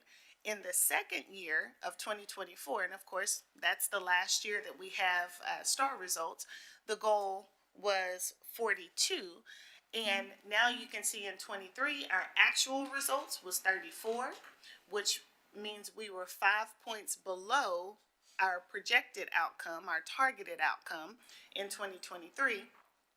And in 2024, with a target of 42 and an actual score of 29%, we were 13 points below our targeted outcome. For eighth grade, we actually met our first target in 2023, and we had the score of 51, but our target for 2024 was 52, and we regressed. We dropped to 49 in 2024, so we were 3 below the target for eighth grade students in 2024. So we did not meet our targets, and based on the evaluation of the effectiveness of this tool, which is to increase our student achievement based on these STAR scores at the MEETS level, we would need to reconsider the effectiveness of the Amplify Education resource. So I'm going to pause for just a moment before we go into another program, just to make sure we're all on the same page with what we're looking at, the targets versus actual, and the results, the anticipated results versus the actual. Is it possible to align the chart so that I kind of had to scroll back and forth, right? I'm just flipping on. I'm flipping in my book as well. The screen would have to be a lot bigger, or it'd be a lot smaller if it all was on the screen. We tried to put it all up there together, but Okay, so so you can see it well. Okay. Yes. I But understand what you're saying, though, just, Yes. but yeah, that's what I'm doing, I'm flipping it. you have it printed in your binders. It's right here. I have okay. it on my computer and on my Okay. Yes. binder, but I'm thinking. We may be able to squeeze in a lot. It's going to be really small. I already can't read it. Yes. So, And that's what, if I make it any bigger, it's going to be really small. Understood. Yes. I am, so I just, for my edification as I'm thinking my way through this, so what we're evaluating in this example, Amplify, is the aligned curriculum portion of our theory of action. That's correct. It's that factor. And so, in a perfect world, all 4 of those components of our theory of action would be getting us the ROI. And so what we have to figure out is using this tool, whether the Amplify curriculum is the appropriate aligned curriculum, or whether we need to stop doing it, whether we need to tweak it, whether there's some training issues with our people that would make that the proper component of our theory of action, and then we address the progress measures, the differentiated professional development, and so on and so forth. That's correct. Mr. Adams, I would I be think more interested. I think it's the entire theory of action. I agree. Not No, just the Professional development's in there. right as well. But because here we're looking at this particular component, and so I just want to be clear in my mind, and I want everybody else to be clear that this bucket is in that aligned curriculum bucket. That's that part of our theory of action. well, I believe that it is the entire theory of action because the curriculum may be aligned. However, we need to look at the next part. We need Is the it map. is it being implemented with fidelity? Right. That's another question, because the program may be totally aligned, but we may not be implementing with fidelity. Do the teachers have all the training that they need? And then are we monitoring along the way? I And see. if we have those four components, then we can say there's student achievement.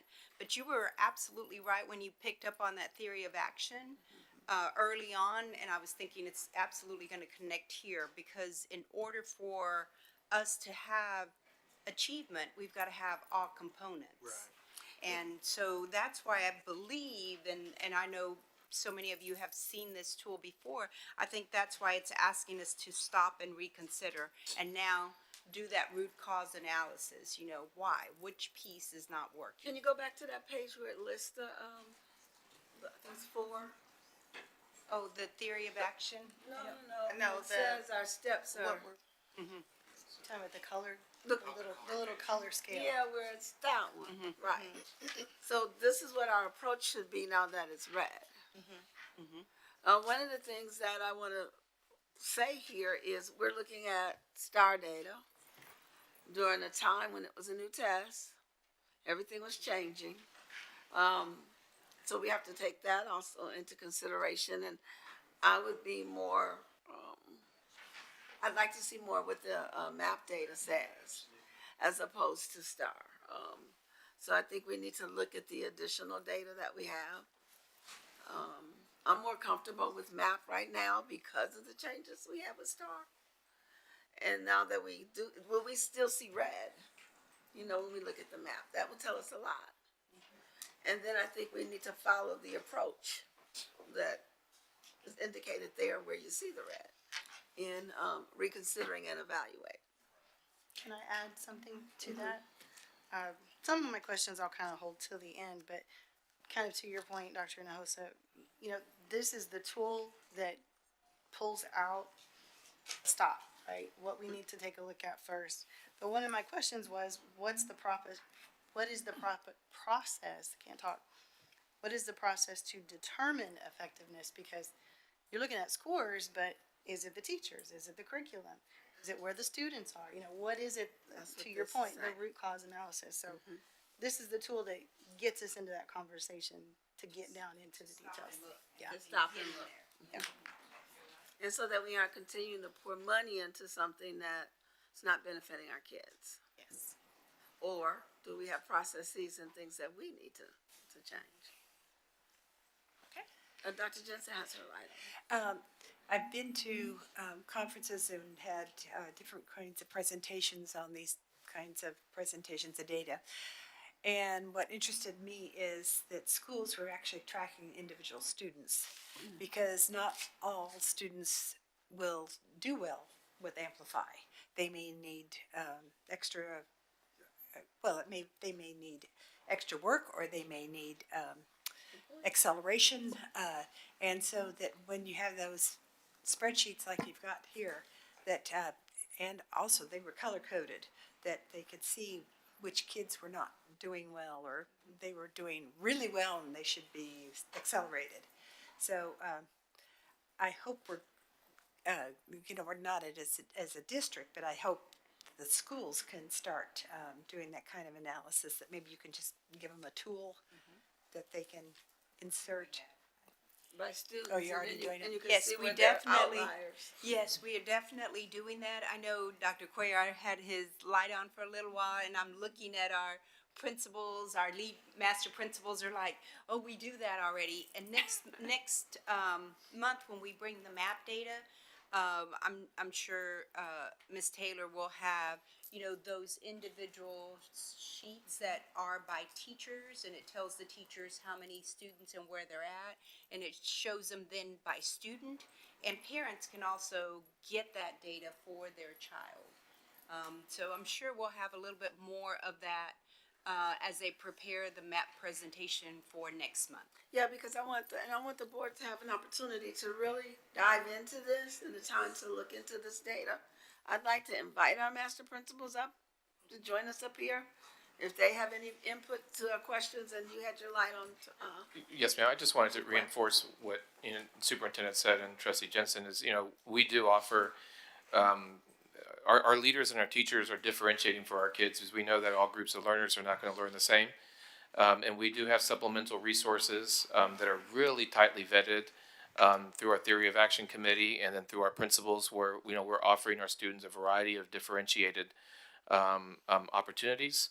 I also want to just stress also that as this data is going to reflect some red, that post COVID, the research has shifted significantly when we look at how long it takes for implementation to actualize positive gains with new curriculum.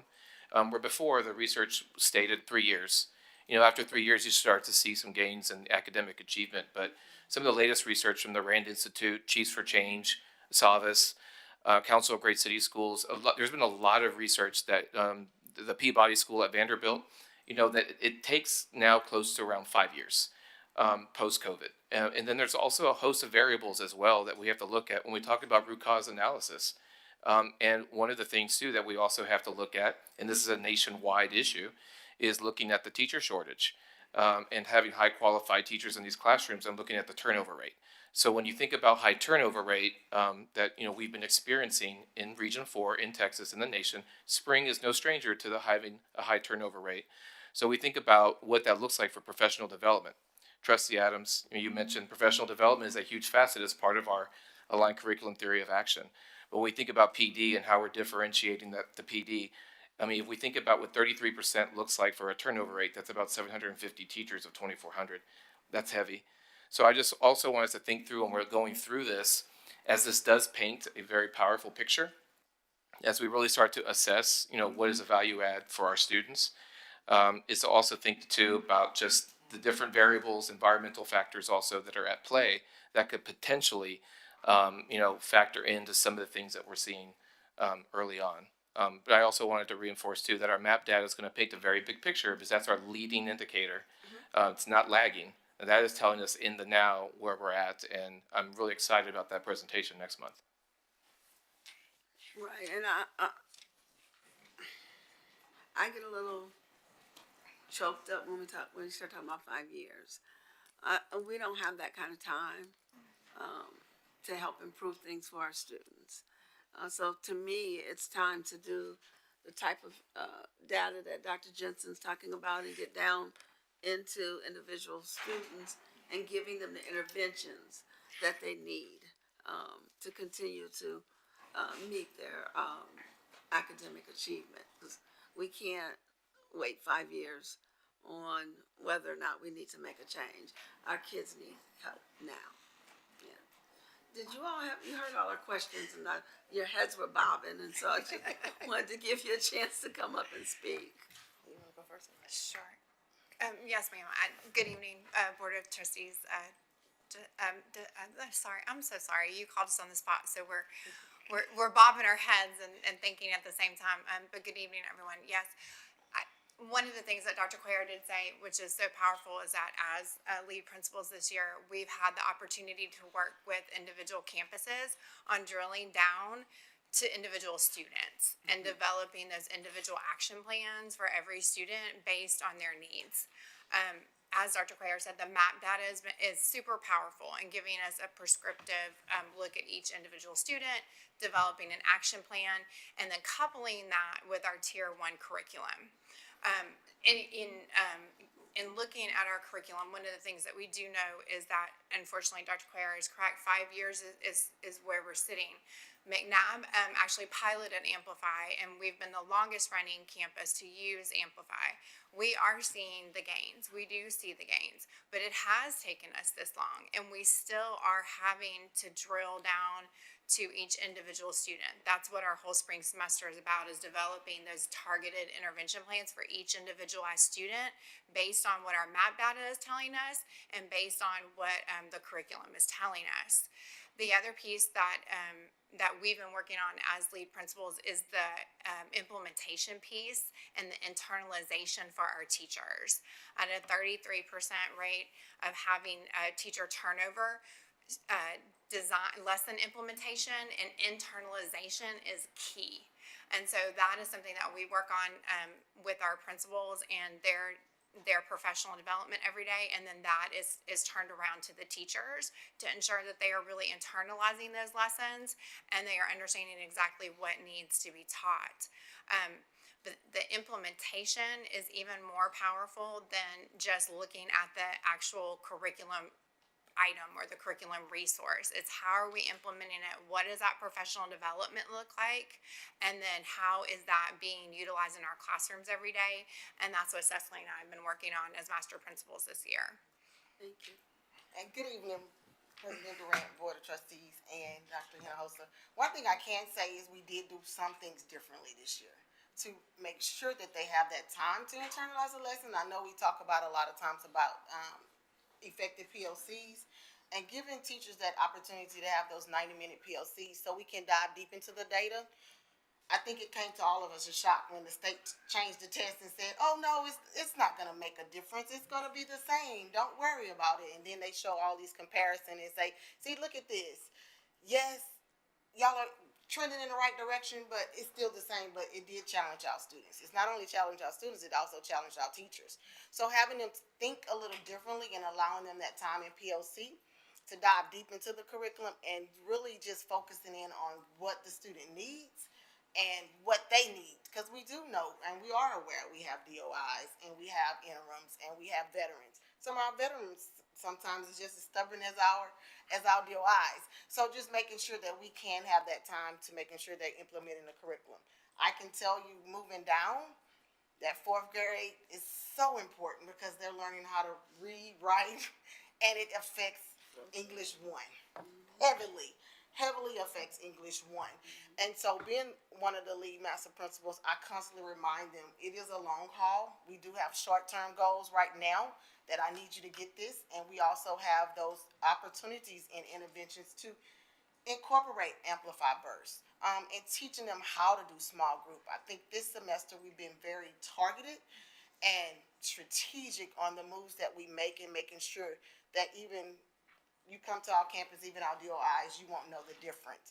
And we're cultivating them so they can be prepared to teach the scholars and being ready for the assessment this year. I'm looking forward, and I see promising, and we see gains, especially from the MAP data. You're going to be pleasantly pleased, because we were pleasantly pleased. I mean, we still have areas to go and grow in. We're going to continue to move in the right direction, but I think you're going to be pleased. Thank you. Trustee Correa. So this is all still this is still geared towards ROI. How, with the internalization being so key, how is that hourly schedule affecting that with the teachers? It has been, and it has been extremely positive, and it has affected them. And we have received, both Cecily and I, great feedback from all of the teachers, from our veteran teachers to our DOI teachers to even our interims in the classroom, that 90 minutes has been key to them understanding the curriculum at a deeper level and them being able to process and internalize those documents. It has also been key for our coaches to really be able to target their time with each individual group of teachers. So, for example, if we know our first grade teachers, our interim teachers, or DOI teachers, they are able to cater what they're doing specifically to those teachers during that extended PLC time. And then we're also able to do that on the same hand with the veteran teachers, making sure that they are able to, broaden what they're doing, deepening what they're doing in the classroom, because they have those skills in that capacity at that time. But the 90-minute PLC time and the way that we have restructured the time inside, the structure inside that 90 minutes has been key and extremely valuable this year. It's been a real game changer for all of our campuses. And that extended PLC time, that happened because of the ABL program. Yes, sir. So another thing that we could apply to this tool in terms of return on investment is absolutely. And looking at our schedules, and Cecily was key in making that schedule, but in looking at those schedules and implementing those across all of the elementary campuses, it has been an extreme return on investment for all elementary campuses. The first year I did, once we had the ABL study, I was probably one of those go-getters, like, can I start my schedule right now? I think I kept knocking down Dr. Cuellar's door, like, I need to do it right now. He's like, okay. So they allow me to do it for a semester, and I can tell you Jenkins went from an F to a C last year, projected a C last year. So from my first year to my second year. So I saw great gains in the schedule based on the information we received from ABL. And so then this year, we decided, Dr. Quare and the team went together and say, okay, let's talk about the pros and cons of the schedule. And it was more pros than cons. The biggest pro is the administrators are now getting to be into the work and knowing what the teachers struggle with and knowing what the teachers' strengths are. And we're able to be in the POCs and guide them and knowing, what the students need to know and how they need to be taught. And pushing, okay, well, what about this? What about little Cecily, who may be special education? What supports do they need? What supports do individuals need? And so we're able to have that voice at the table so we don't forget about anyone, because we want to make sure we reach the whole child, all kids. So my other question is for the administration. The percentage of students that are getting the supplemental interventions, could we possibly include that as a data point in the campus improvement plans? Absolutely. It's already in there. It's there. This year also was very intentional about our campus improvement plan, making sure that it's a live document and we're constantly changing it as we go, because we do no longer want it to just be a compliance piece. So we took the document off the shelf, dusted off, and said every time you come to our campus, you will see one of those strategies. And if you was to go by our doors, you'll see our campus improvement plan.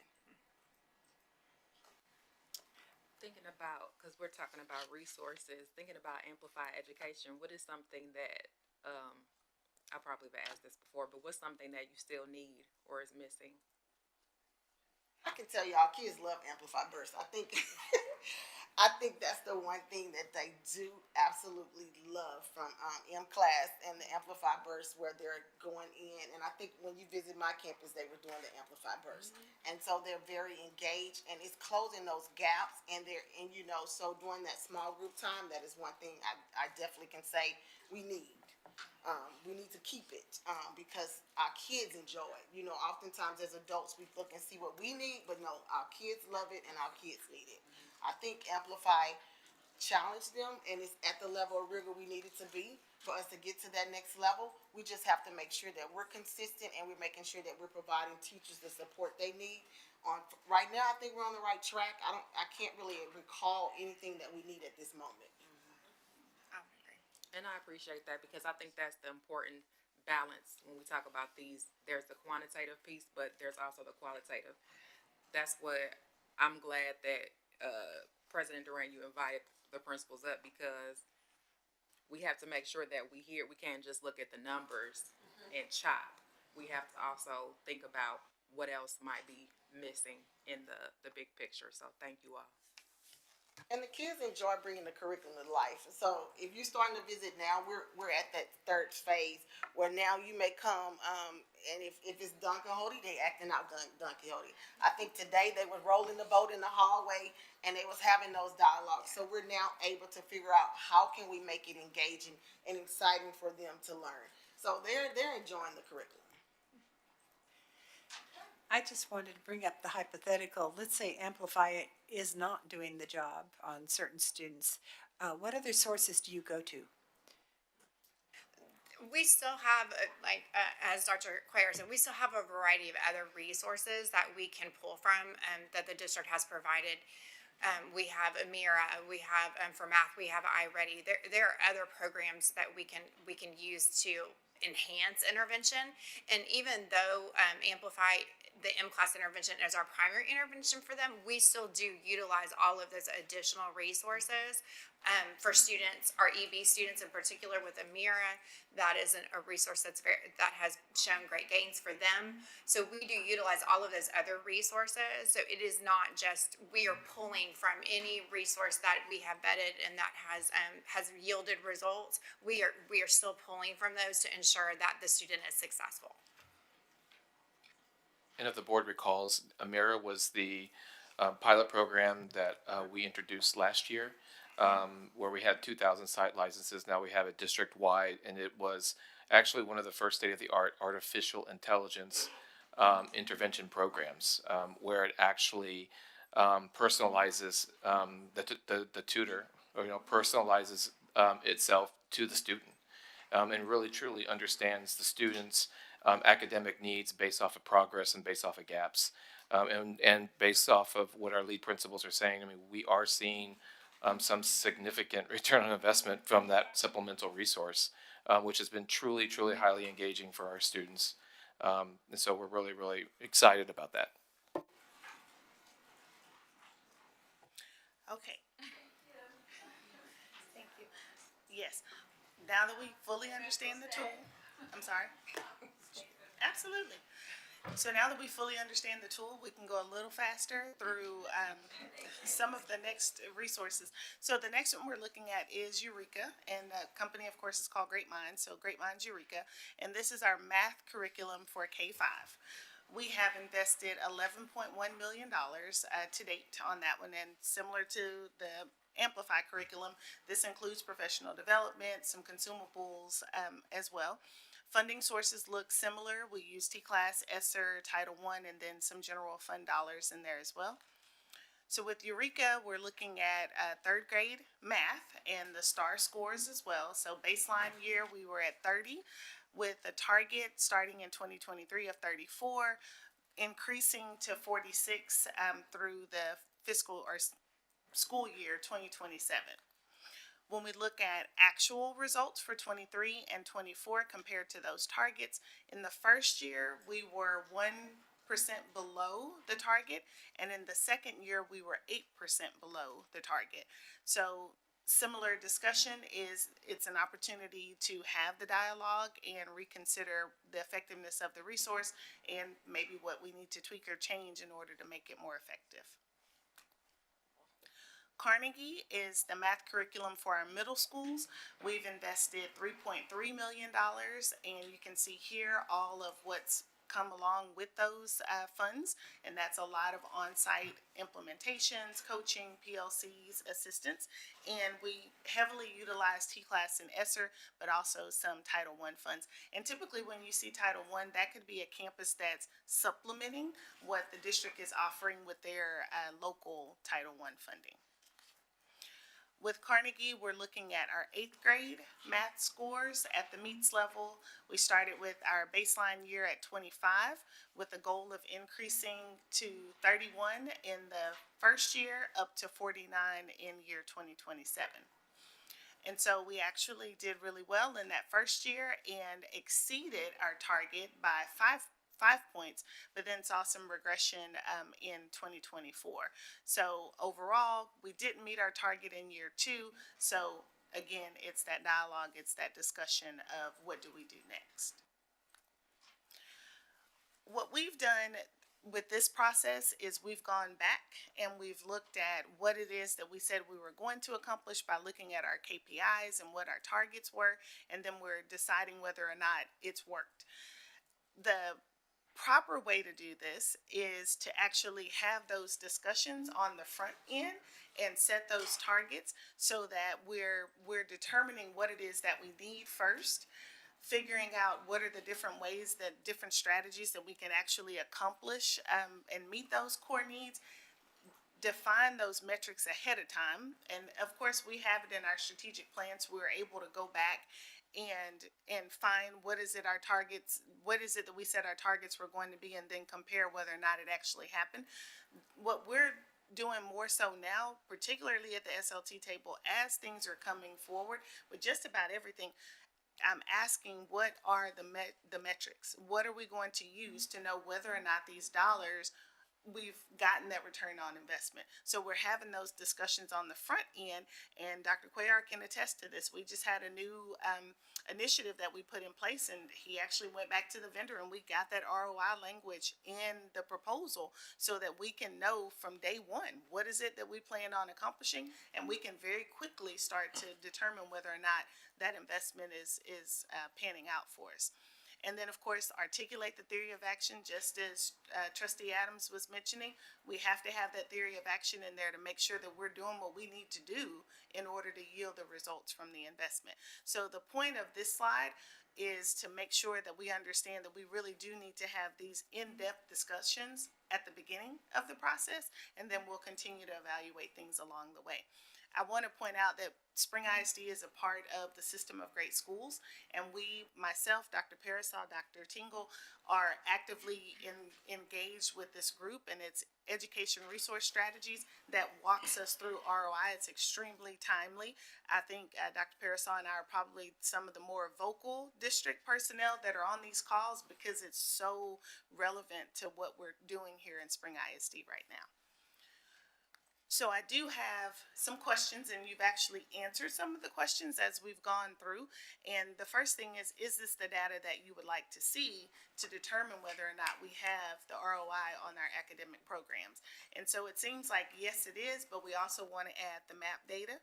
And I heard from Trustee Correa, the students that are receiving interventions, if we can dig a little deeper into the ROI on that additional layer of resources, and then what metrics we talked about adding MAP.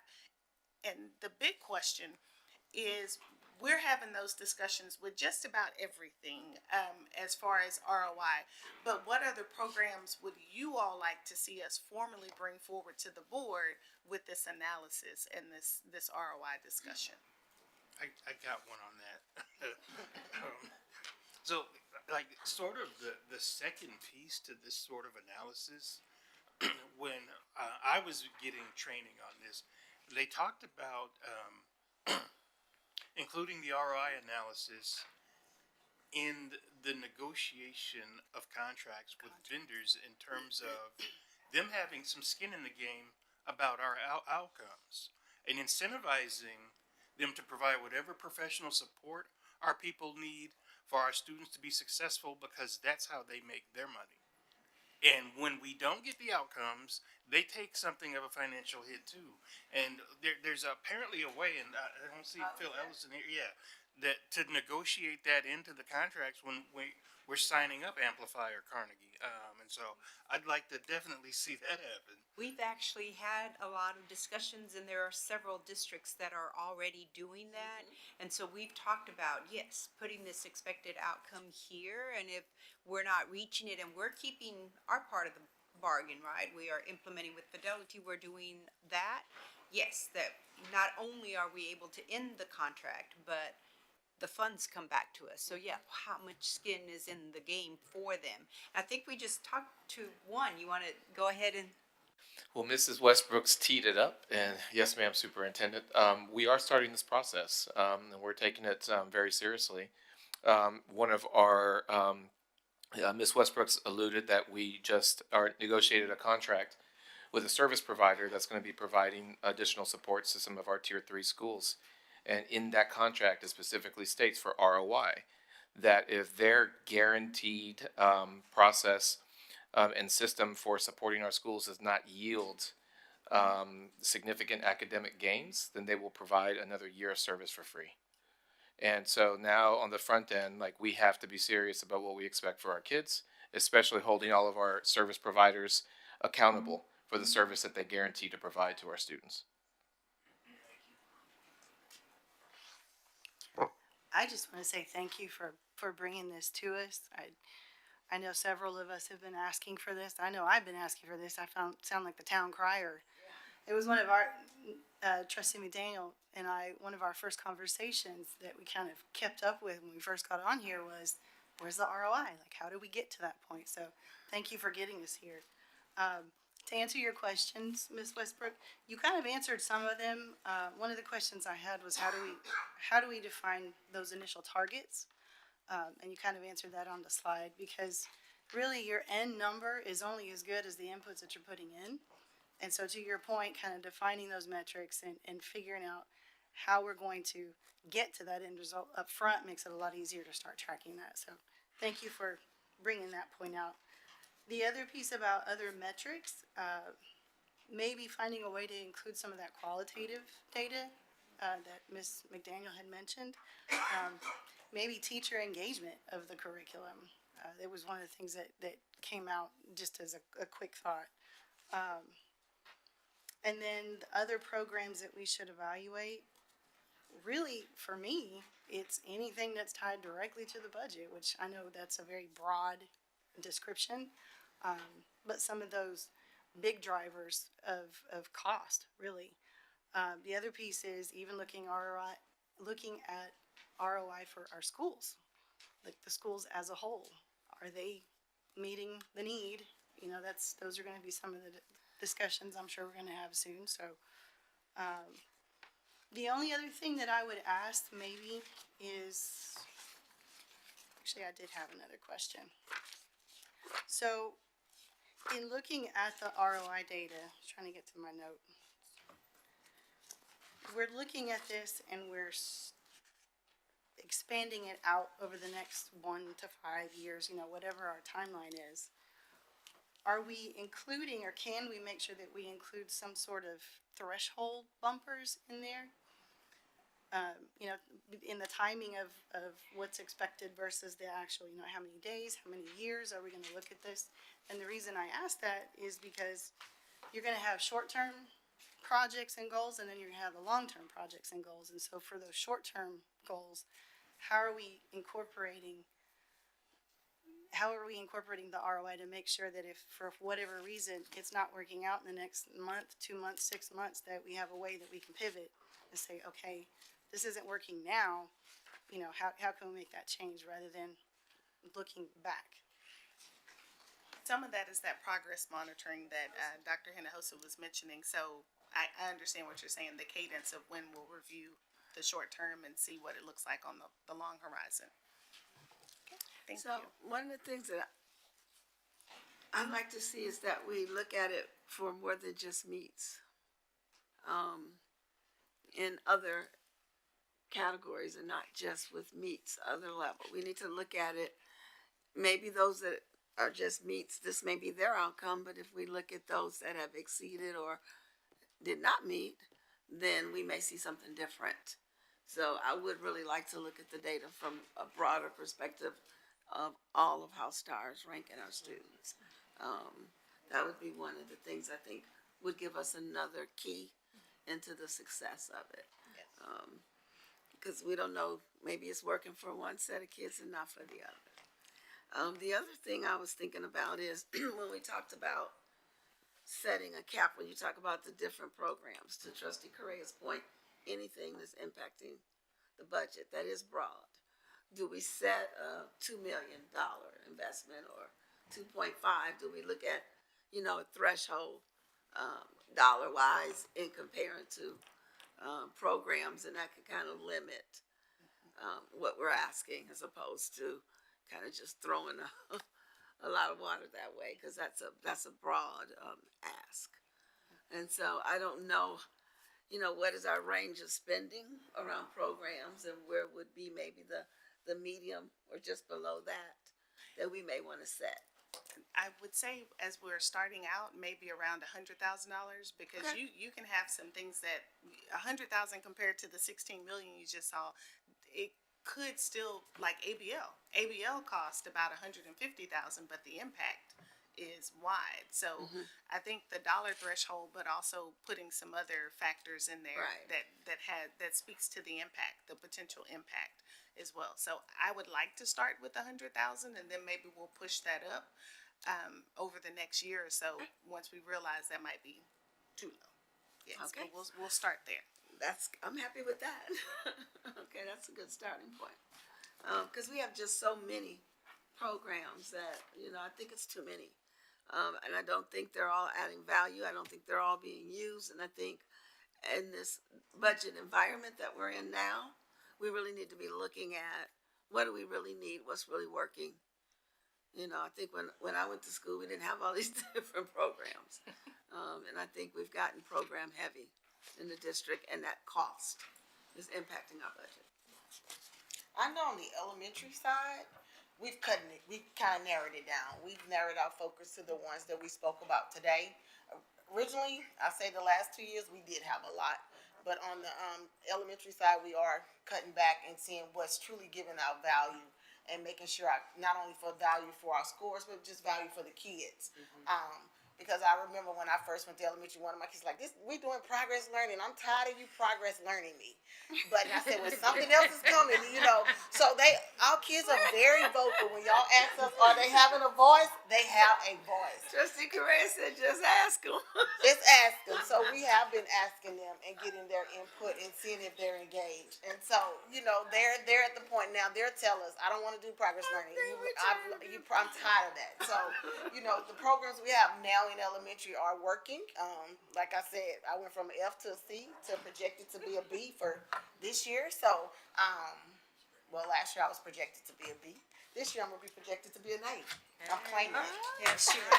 And so I'm gonna claim it and I'm gonna put it in the atmosphere. But and I am one of those captains. I tell y'all all the time. I'm 60% special population, and so it can happen. You know, just continue. You know, giving us your voice and your feedback, and we take what you all say, whether we hear or whether we're at home listening. We take it and we knock on Dr. Enholz's door.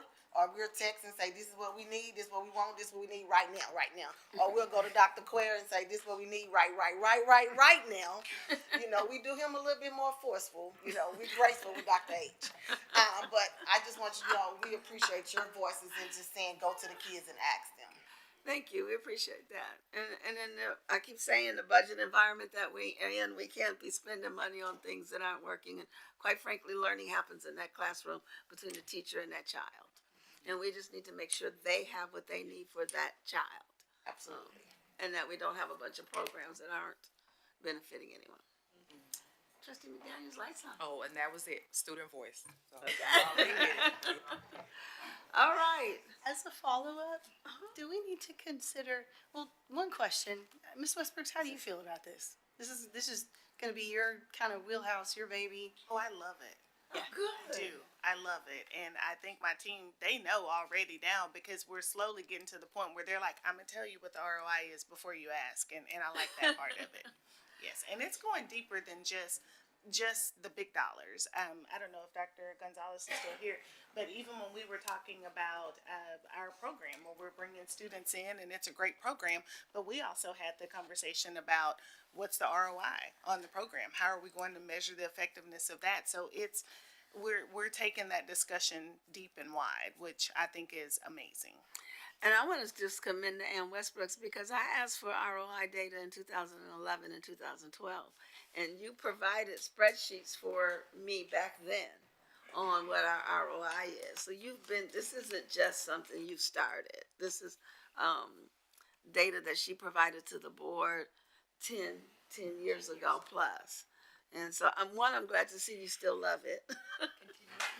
And it's continuous improvement because what we got then is nothing like what we have here. So, yeah, so thank you so much. My last piece is, do we need to consider possibly putting this in a policy somewhere? Because this is good now, but as people change, administrations change, if we find that, obviously, if we do it right, it's gonna work for us.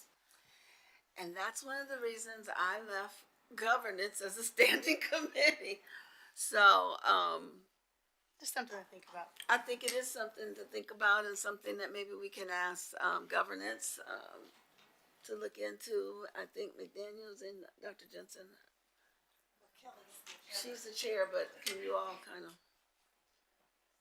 So why are you looking at me? It's Adams and Jensen. Remember who's where. But that's a good recommendation and we'll look into it. Thank you. All right. We've been going a couple of hours. Y'all want a break? Okay. Thank you, ladies. And let's take a break now. Short break.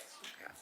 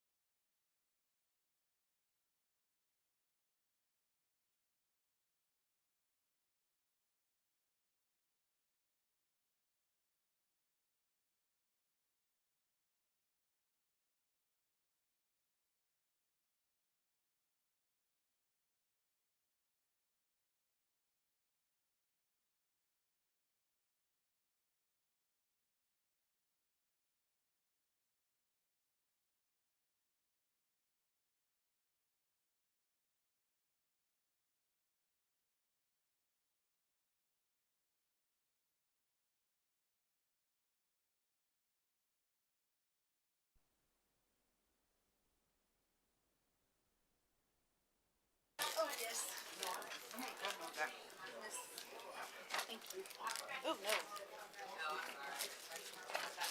I didn't even see that it was.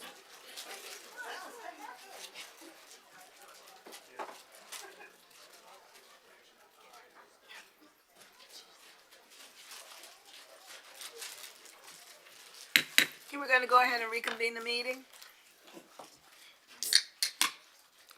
I want to thank everyone, especially Ms. Westbrooks, for our previous presentation on the ROI.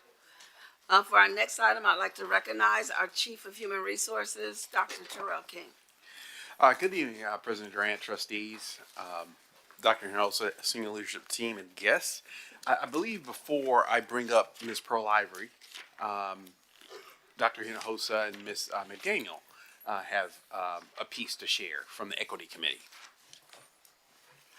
Thank you, Dr. King, and I am passing out the Spring ISD Equity Committee Work Plan. Pass it down, Dr. Jensen. You also have a black folder that says Update on Equity. And so we will start there. And so this will be a collaborative effort. We've been very collaborative in our equity committee. And so you'll hear from Dr. King, from, we always say Dr. Ivory, soon to be, from Dr. Hinojosa, from myself. We'd love to hear from our former lead, Trustee Adams, and of course, comments and thoughts from our body as well when we get to that point. So let's start with our,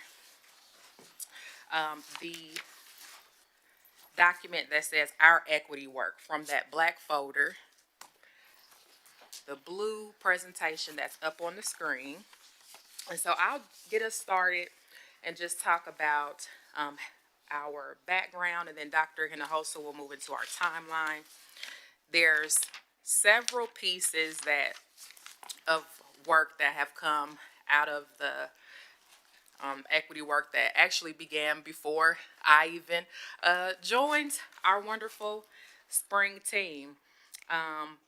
But just a note I wanted to pull from the equity study. It said, addressing inequities presents districts not only with a challenge, but also an opportunity to create a truly diverse and inclusive environment for learning.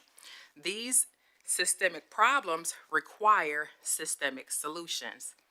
And so that's just the tone that I wanted to set for this conversation, that we're not going to have a one and done. We're not going to have a checklist that is completed after year 3, 4, 5, 6, 7. It's an ongoing journey when we think about equity. And so let's go ahead and look at our equity work here. We know we started back in January 2021, and I'm going to pass it over to Dr. Hinojosa, but I do want to just kind of frame the work that we did in our committee. You're going to look at an equity study report, which is the work of the district. You're going to look at our cultural humility training, which is the work that the district has been, put forth as well. And then on the board side, we have our equity work plan, and then our board, we're going to talk about our board monitoring calendar. So just wanted to kind of set the tone and talk about what we're going to look at. So Dr. Hinojosa, if you'll. Thank you, Ms. McDaniel, and this is a great opportunity and just a little walk back in time. And when I first shared this slide, Ms. McDaniel said, I hadn't seen this slide, but our board members that were here back in the fall of 2020 may remember this slide when we started the work. And we know that our goal, our North Star goal, and it continues even now, is that we ensure that we're providing excellent and equitable outcomes for all students. And as the board took on equity, we wanted to make sure that it was a process, as Ms. McDaniel said, that we created awareness, that we provided training for people, that we did deep analysis, and that as we did this data analysis, we kept that equity lens. Voice was super important back then in the fall of 2020, and then of course making sure the student supports. And so I wanted to just bring this blast from the past to, say we continue the journey.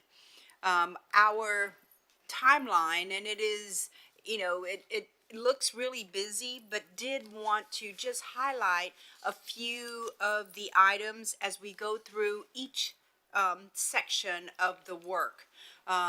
If you'll recall, back in the spring and summer of 2020, we were deep into COVID. And there was a lot of unrest in the nation. And many boards put out statements for that period of time. And our board said, we're not just going to put out a statement that we believe in equity for all, and that, all lives matter. We want to do the real work. We want to be introspective and look at us. And so in that fall, the board said we want to have an equity study in our district. And so we formed an equity steering committee that began doing that work. I know Mr. Adams was in that committee. We had several board members, principals, teachers, Ministerial Alliance. Our first work that January was to identify a partner that would come in and do the equity study. We had focus groups once we identified that partner, focus groups with students, teachers, parents, just our community partners. Some were face-to-face, many were on Zoom just because of where we're at. They reviewed not only, talking to people, but they sat in, reviewed our policies, they reviewed our budget, they did school visits. Some of those school visits were remote, and others were in person, observing teachers working with the students that were in class in that next year, and some that were remote. Steering committee received updates. We were finally finished with the study. It was presented here to the board. The board adopted the study. And then gave us the charge, gave the administration the charge. And if you look back at that study, there were 10 high leverage recommendations, and told the administration, go forth and implement. The next year, in January of 2022, I had the opportunity, the great opportunity to now come in as the superintendent. And one of the first things that we did was start our work on our strategic plan. Because through the pandemic, the previous strategic plan had expired, and we were so busy in just trying to figure out how to do school, we had not done a strategic plan. Again, partnered with Good Reason Houston. By then, we were in our work with this system of great schools. And so our North Star goal remained, excellent and equitable outcomes for all students, but most importantly, making sure that all students had the opportunity to be in high-performing schools. And so we started our work with our strategic plan, the board setting the vision. We created our priorities, and what was very interesting in this board, the discussion that was had, that we wanted to add a priority as equity, because we had done, number one, that work already, but our board believed that equity should be the foundation and should be that thread that unites all of our priorities. So very critical priorities, but equity being that. Adopted board goals focused on equity. GPMs, all of that strategic plan focused on equity. And the equity committee moved away from now being the steering committee telling us what to do, but now to get in the work. How are we going to get this done? And so our equity committee at that time, under the leadership of Mr. Adams, we focused on where we're at right now, that budget. right? That we made sure that there was equity in our financial planning. And if you'll recall, one of the biggest changes that we made is how we allocated our state comp ed money. Instead of the district and the administration deciding how it was going to be given out to the schools, the determination was made, give the money to the schools, give it directly to the schools, and the schools can decide, do they need teachers, do they need resources? Big impact for our high schools. And at that time, we also developed a monthly equity plan, and I know Ms. McDaniel, we have it in our folder. You walk us Yes. a little bit through it. So if you'll take out the equity committee work plan, so here we took the equity study and it is broken into domains. And so the domain 1 was student learning and development outcomes.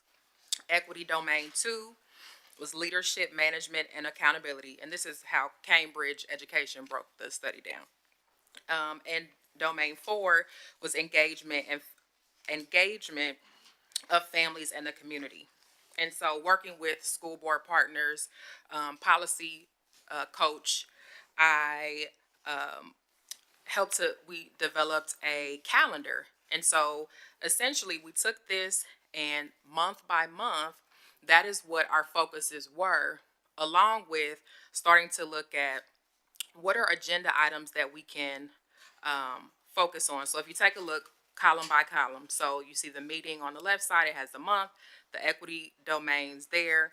If you look at the next piece, this happened a little bit later on, but we aligned where you see the number there, that's the high leverage recommendation.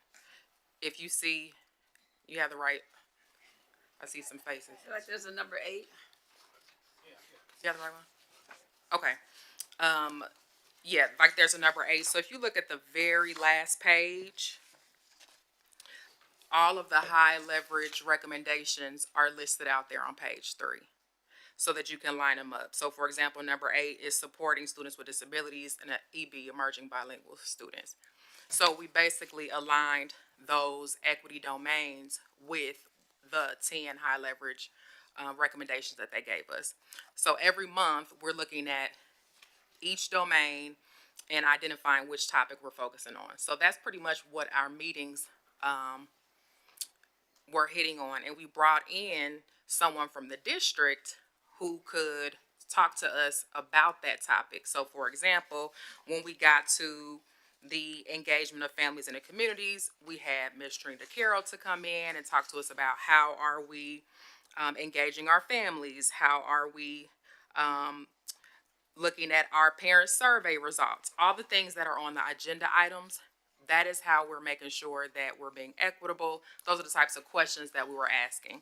So essentially, how are we making sure that we're being equitable in our district across different departments? So that's how our equity committee work plan was working. And Any questions about the work plan? Well done.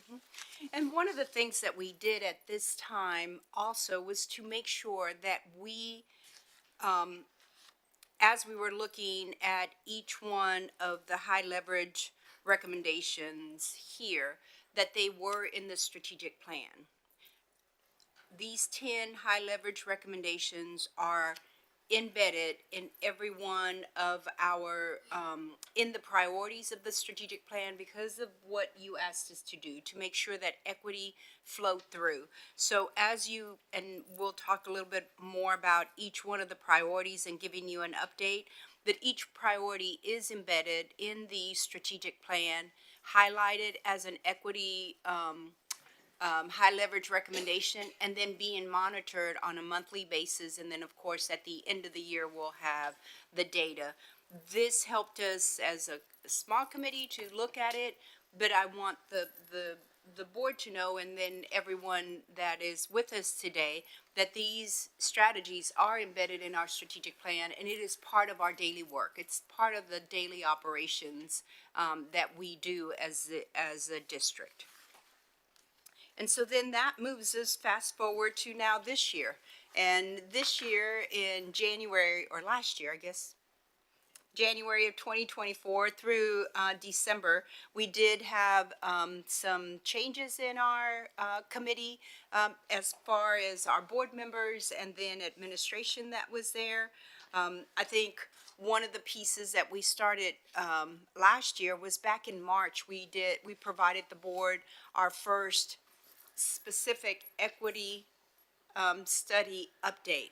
While when we do our presentations, you'll see that data is being looked at by all groups, that as we look at the projects that we bring forth, we make sure that equity is top of mind. But we actually did our very first presentation last year in March of 2024. We gave an update on the training that had happened as a focus on equity, but also we gave an update on our social emotional learning through the equity lens. We gave an update on our discipline and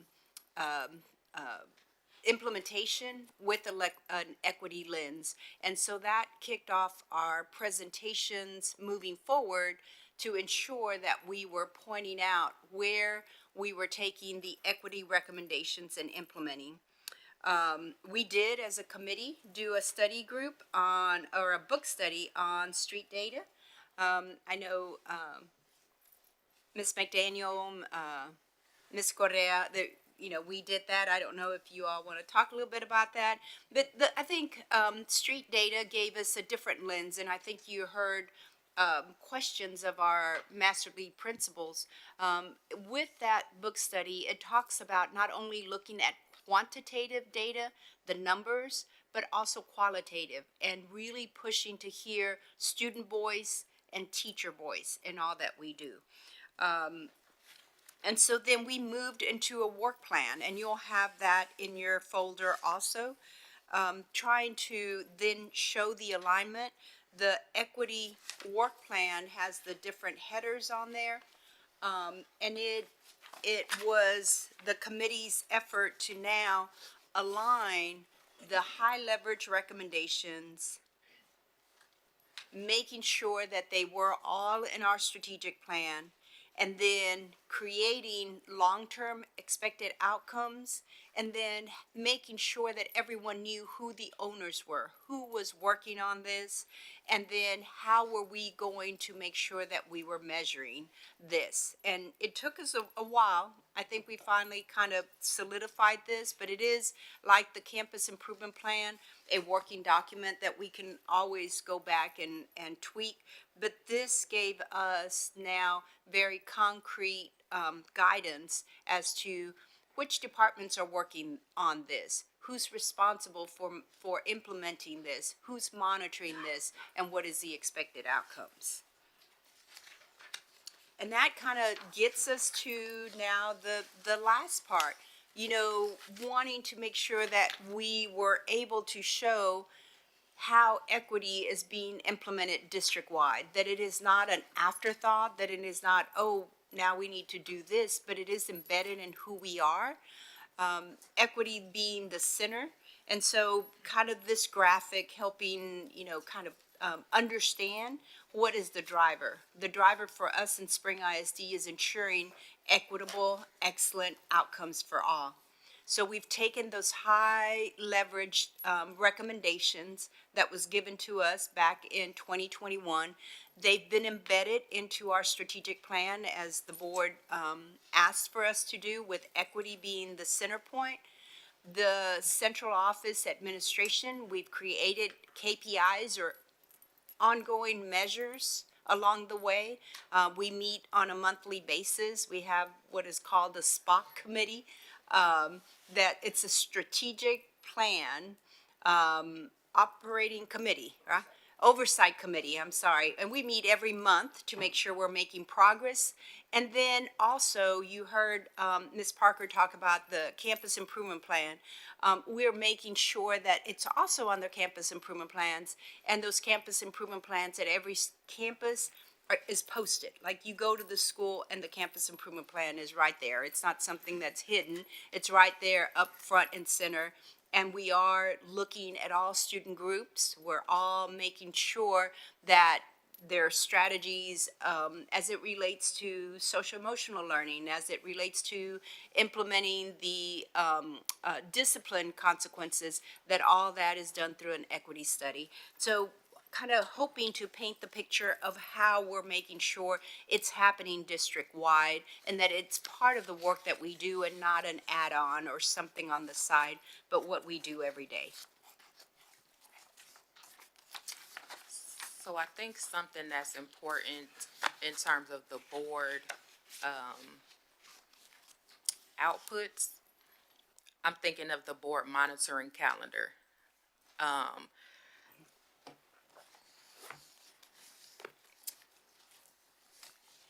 When it comes to the equity work plan, some of those pieces are already embedded into the monitoring calendar. Some of them need to be embedded into the monitoring calendar so that we are staying abreast to how equity is going in our district.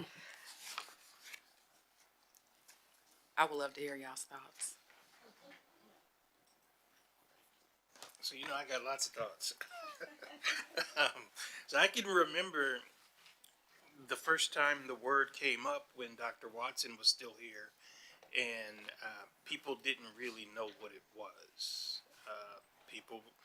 We were still having the confusion about the distinction between equity and equality.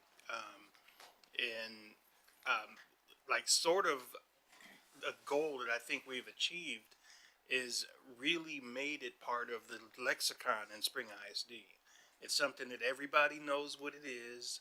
We read that statement at the beginning of every meeting. I hear it's getting read in meetings outside of this room so that the students, our families, the people in our community know that it's a focus of ours and everybody understands what we mean when we say we're looking at things through an equity lens. I would like to thank some people for their work, the folks at Cambridge Education that conducted the study.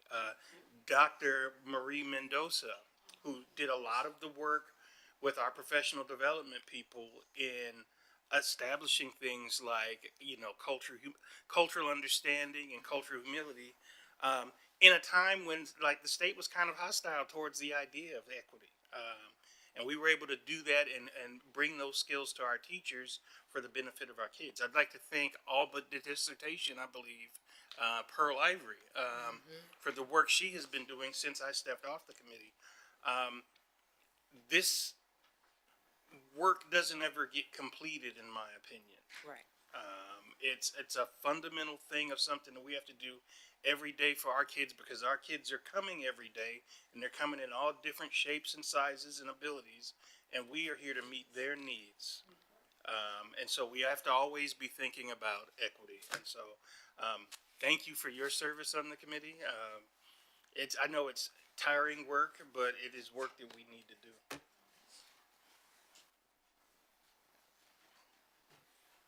I just really would like to thank everyone that participated in the Equity Committee. To Trustee Adams' point, we need to make sure that we're able to meet the needs of all of our students, as diverse as they are. We need to be able to meet their needs across all the boards.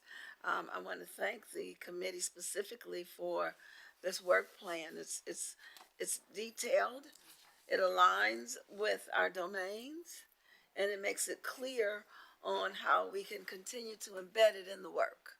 Because it's one thing to have a committee and, okay, so this is what equity is, and you know, identifying things, but this shows where it's embedded in the work, it's embedded in everything that we do, and not only is it embedded in it, it's being monitored. It's identifying, it's almost like a RACI, it's identifying the key actions and who's responsible for those key actions.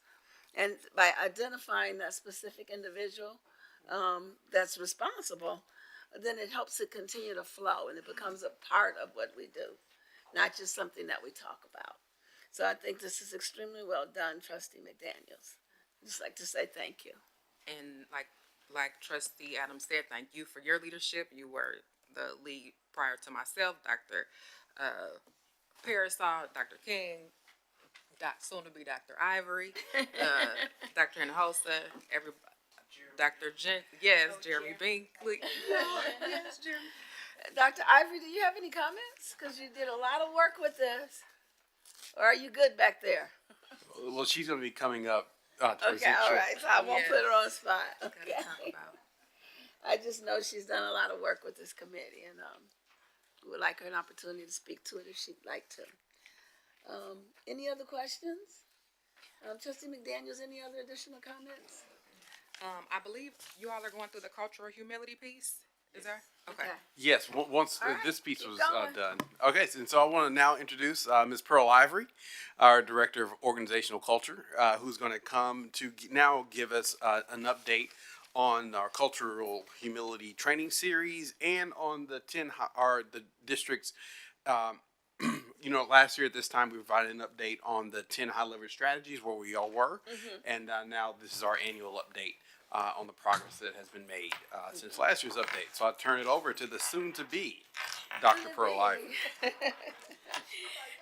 Before. No pressure, right? Before you get started, I'm sorry to interrupt. Were you asking about the adding it?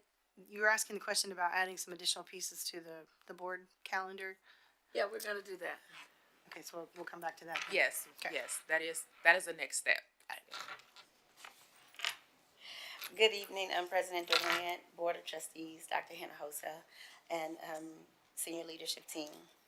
And guests, the board update is to show the alignment of the high leverage recommendations from the equity study done by Cambridge with the amazing work that is being done in each department. As we go through each recommendation, please note that the chiefs will be here to answer any questions if you have any concerns as we're going through it. Oh, I have this. The work that we do here in Spring ISD is rooted within our strategic priorities, and this presentation will center around student outcomes, equity, and well-being. In our department, organizational culture, everything we do stems from our equity statement, ensuring equitable practices are happening with students, staff, and the organization. Today, we will dive into the high leverage overview of the administration's work. And in your package, you will have a copy of the equity study status report, which outlines each recommendation, the long-term outcomes, and the people responsible for the work, and the progress measures to ensure we are meeting the mark.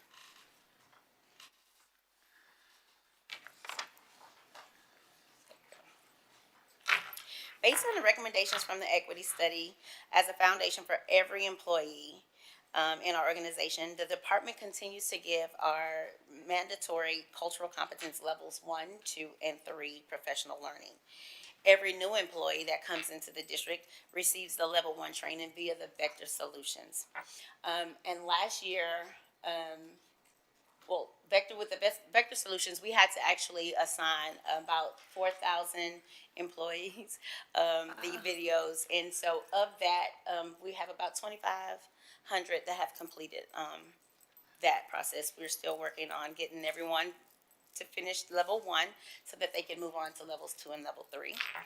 Last year around this time for level 2, we were at about 4%. This year we're at 39% with level 2. And we just started implementing the level 3 professional learning this summer. And so we are at 3% of our employees being trained with that session.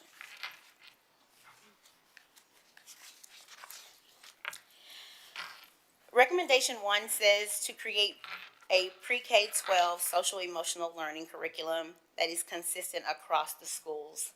Our desired outcome is to improve social emotional well-being and mental health among students, leading to enhanced coping skills, self-esteem, and responsible behavior, and to reduce the behavior issues and increase academic success due to a supportive SEL curriculum consistent throughout every school.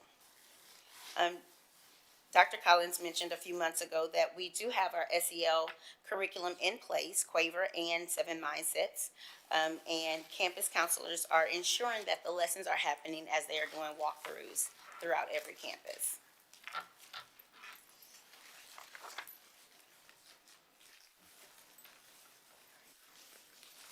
High leverage recommendation 2 talks about ensuring we have at-risk counselors in each school, as well as college counselors for every high school.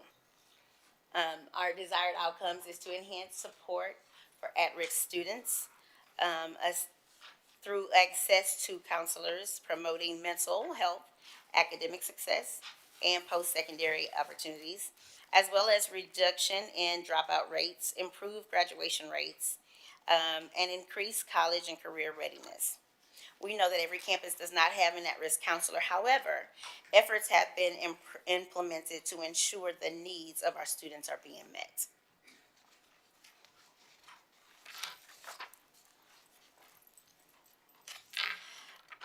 Recommendation 3 says to invest in year-long job-embedded district-wide professional learning for school leaders, coaches, and teachers. And we have our desired outcomes to improve alignment in instructional practices with students' developmental needs and curriculum standards, leading to increased academic achievement and student success, enhance leadership effectiveness and instructional quality across all schools, and to build the capacity of campus leaders to demonstrate, model, and practice curriculum strategies and align professional learning community practices with the implementation of the curriculum. Our academic team is doing a great job ensuring the professional learning that is being offered is diverse and supports the growth and development for all students. In collaboration with the curriculum and professional learning, the special service team revamped the passport priorities for teachers to ensure the depth and quality of training meets their needs to directly impact student academic growth.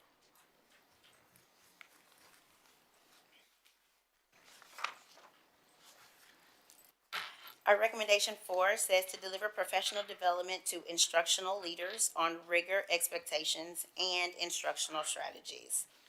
Our desired outcome is to shift from partner support to developing in-house coaching resources, increase academic success and literacy skills among students, particularly those struggling with learning, leading to improved graduation rates and college readiness. Also, enhance teacher capacity to implement research-based curriculum effectively, and also to build the capacity of our campus leaders. Our professional learning department have put several opportunities in place for teachers, instructional coaches, and administrators to take part in to help our students gain success. With the advanced academics, this year the Equal Opportunity Schools, have provided training to the campus equity teams. 34% of students and 45% of staff completed the survey. In these surveys, it gives all staff and students, are given to all staff and students at Spring, Decaney, and Westfield. It asks the students and teachers that are the students who are taking advanced placement, why they're taking it, why or why not. Gets insight from, again, there's that student voice. It's given that we're taking in that data. The survey also asks students to identify trusted adults who they can lean on and depend on. That's a good question.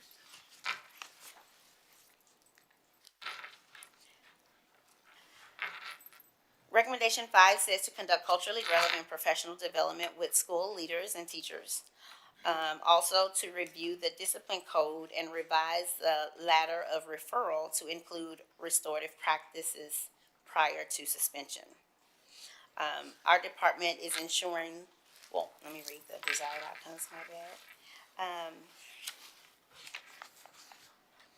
is to reduce disciplinary disparities among students of color, particularly Black African American males, through the implementation of restorative practice and revised discipline codes, improve student climate, increase student engagement, and enhance social emotional learning, to decrease suspension and improve academic outcomes.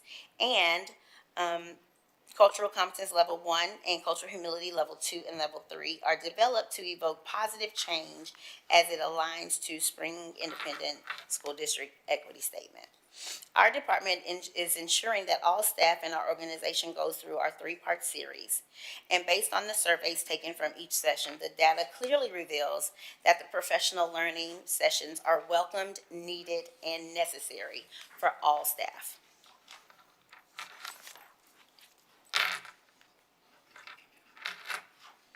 Recommendation 6 says to review the process for referring students to special education, provide de-escalation training for school leaders, and provide professional learning and support for teachers. Our desired outcomes is to enhance support for students with behavioral challenges and improve academic outcomes.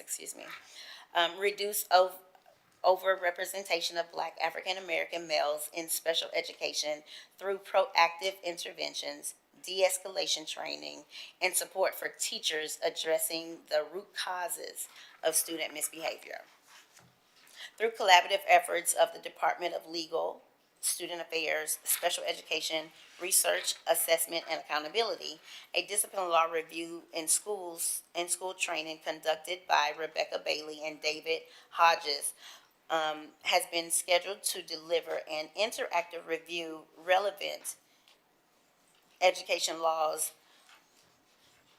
of relevant education laws in issues regarding Chapter 37 and IDEA, special education.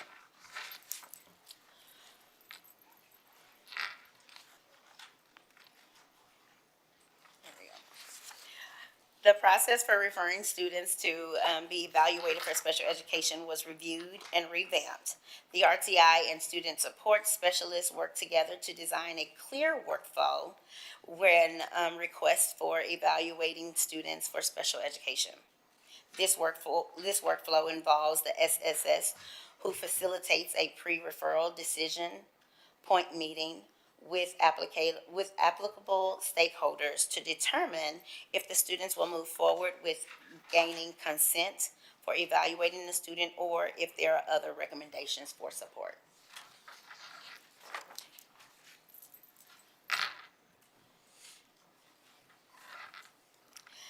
The Special Service Department works alongside Student Success to support the training of our campus behavior coordinators and review DAEP paperwork, ensuring timelines are met and a MDR is conducted when a student's behavior infractions causes removal beyond the 10 state allowable removal days.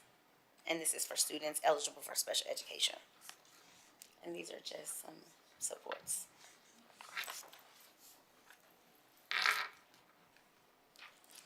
Recommendation 7, assure district onboarding provides new hires with information about our demographics, curriculum, and instructional practices, provide incentives for veteran teachers. Our desired outcomes is to increase teacher effectiveness and retention through comprehensive onboarding programs, providing support, resources, and training aligned with district demographics, curriculum, and instructional expectations. Also, improved instructional quality of student achievement, and to evoke positive change with the Cultural Humility Training Series as it aligns to the Spring ISD Equity Statement, and evaluate qualitative data in order to respond accordingly. So we have done just that with our training. You'll see the actions taken here from each department. Our desired outcome here is to increase teacher effectiveness and instructional quality that will yield improved student achievement.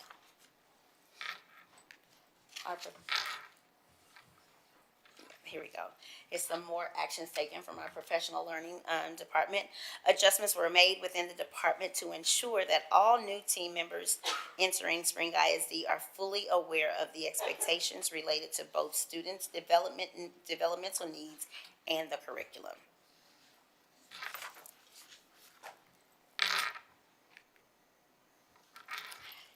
Recommendation 8. Coach teachers to understand and implement research-based instructional strategies for students receiving special education services and emergent bilinguals. Our desired outcome, increase academic achievement and success for students with disabilities, English language learners through effective instructional strategies tailored to their needs. Also, to reduce achievement gaps and improve outcomes for historically marginalized student groups.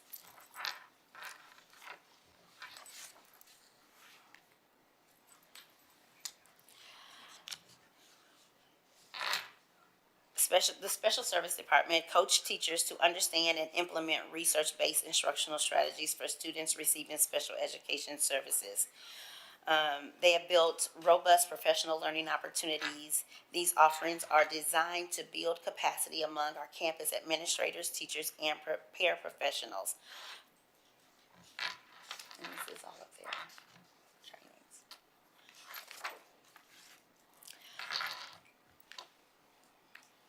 Recommendation 9, provide district-wide training on implicit bias and culturally responsive teaching and learning for all employees. Our desired outcome, enhance cultural competence among all district employees, leading to more inclusive and equitable learning environments. Also, improve academic outcomes and increase student success, particularly for students from diverse backgrounds. The Organizational Culture Department here in Spring is committed to empowering our staff by providing professional learning opportunities to facilitate honest conversations, reflections, and understanding of implicit and explicit biases as we engage in our cultural competence level 1, which is offered via Vector Solutions for all employees. In Cultural Humility level 2, participants use this information from their prerequisite course level 1 and use it to extend their knowledge base. Participants explore strategies in the areas of the art of listening, intersectionality, and how stress impacts the brain function. Participants will engage extensively with the equity leadership dispositions, where they will be provided with implicit specific strategies to live by in order to become a leader of equity. In Cultural Humility level 3, we prepare to lead with integrity for equity across the district and organization. We need to understand what microaggressions are. Practice language that interrupts the microaggressions in the classroom and the organization, and make a commitment to steps that we can take to reduce the impact of microaggressions on student outcome and the organization. Ongoing campus visits take place along with crucial conversations as needed in order to ensure student success. We use our level 1 look-fors, which is linked in your packet, to ensure the visits are looked at with an equity lens. We collect and review the data constantly to ensure we maintain our status as being reflective practitioners. And our last recommendation, 10, provide a curriculum across all grades that is academically appropriate, culturally inclusive, and engaging. Our desired outcome is to improve student engagement, academic achievement, and literacy skills through the implementation of culturally responsive and inclusive curriculum. Also, enhance teacher capacity to address learning differences and language barriers, leading to improved proficiency in reading and writing among all students. The academics team used the Culturally Responsive Teaching, a Reflection Guide, which is, again, it's linked in your packet, to analyze how our practice aligns with the 8 competencies for culturally responsive teaching. The advanced academics, from the advanced academics team, a gap analysis was conducted for AP courses in 23-24 school year. It was determined that the AP courses were not consistently using the curriculum aligned to the College Board curriculum and exam description provided for AP courses. Based on that information, we were able to bring in UWorld to provide resources for 86% of AP courses and textbooks for the others. The next steps now include building content teams to review the curriculum for advanced courses grades 6 through 10 in order to add strategies aligned to AP and dual credit that will better prepare our students for college level courses in high school. And every department within the organization is working very hard to align the work that they are doing with each high leverage recommendation to ensure that we are leading with integrity for equity across our organization.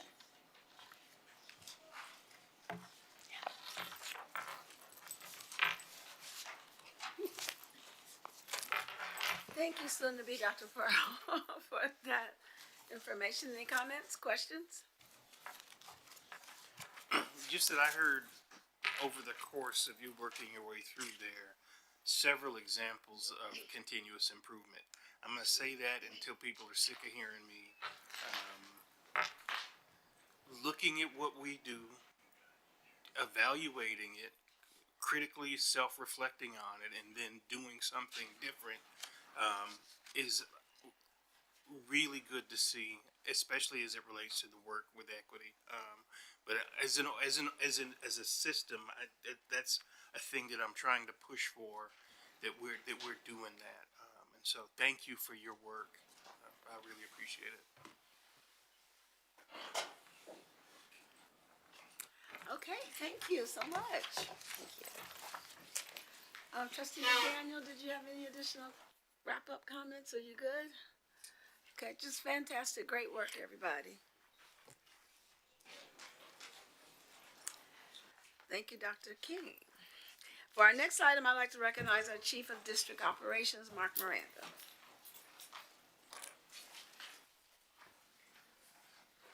Thank you, President Durant, Dr. Hinojosa, members of the board. While Jason gets my PowerPoint up, I just wanted to let you know, so last month we had the great opportunity to be able to present the update for the new Spring High School. You were able to see the design development of the new Spring High School. We're really excited to be able to see that. And the board left me with a couple of charges. One was to address some of our community members, which we did. And the other, which we'll see here, was to continue, and we had it kind of in the hopper to be able to do, and but what it was to be able to go out and receive some student voice. And so we're really excited to be able to present some of the input that we received from our student voice from the last meeting to this meeting. So we were able to go out in December and split up into different teams to visit the middle schools that'll be feeding into the new Spring High School. So really exciting time. We did this in small groups, and so we had 2 to 3 classes each come in. So 20 to 30, sometimes even more, students come in at a time at each of the school, and we had different groups that were addressing them. We were able to show the middle school students the design for the new Spring High School, walk them through it, and then show them the video. If you recall the fly-through video, the flyover video that we had at the end of the presentation last time in December. And so we did this, it was the operations leadership team, planning and construction, Huckabee Architects, myself, we all went out. And so it was Bailey Middle School, Bammel Middle School, Springwoods Village, Twin Creeks. These are the middle schools that we were able to get to be able to visit and see what was happening.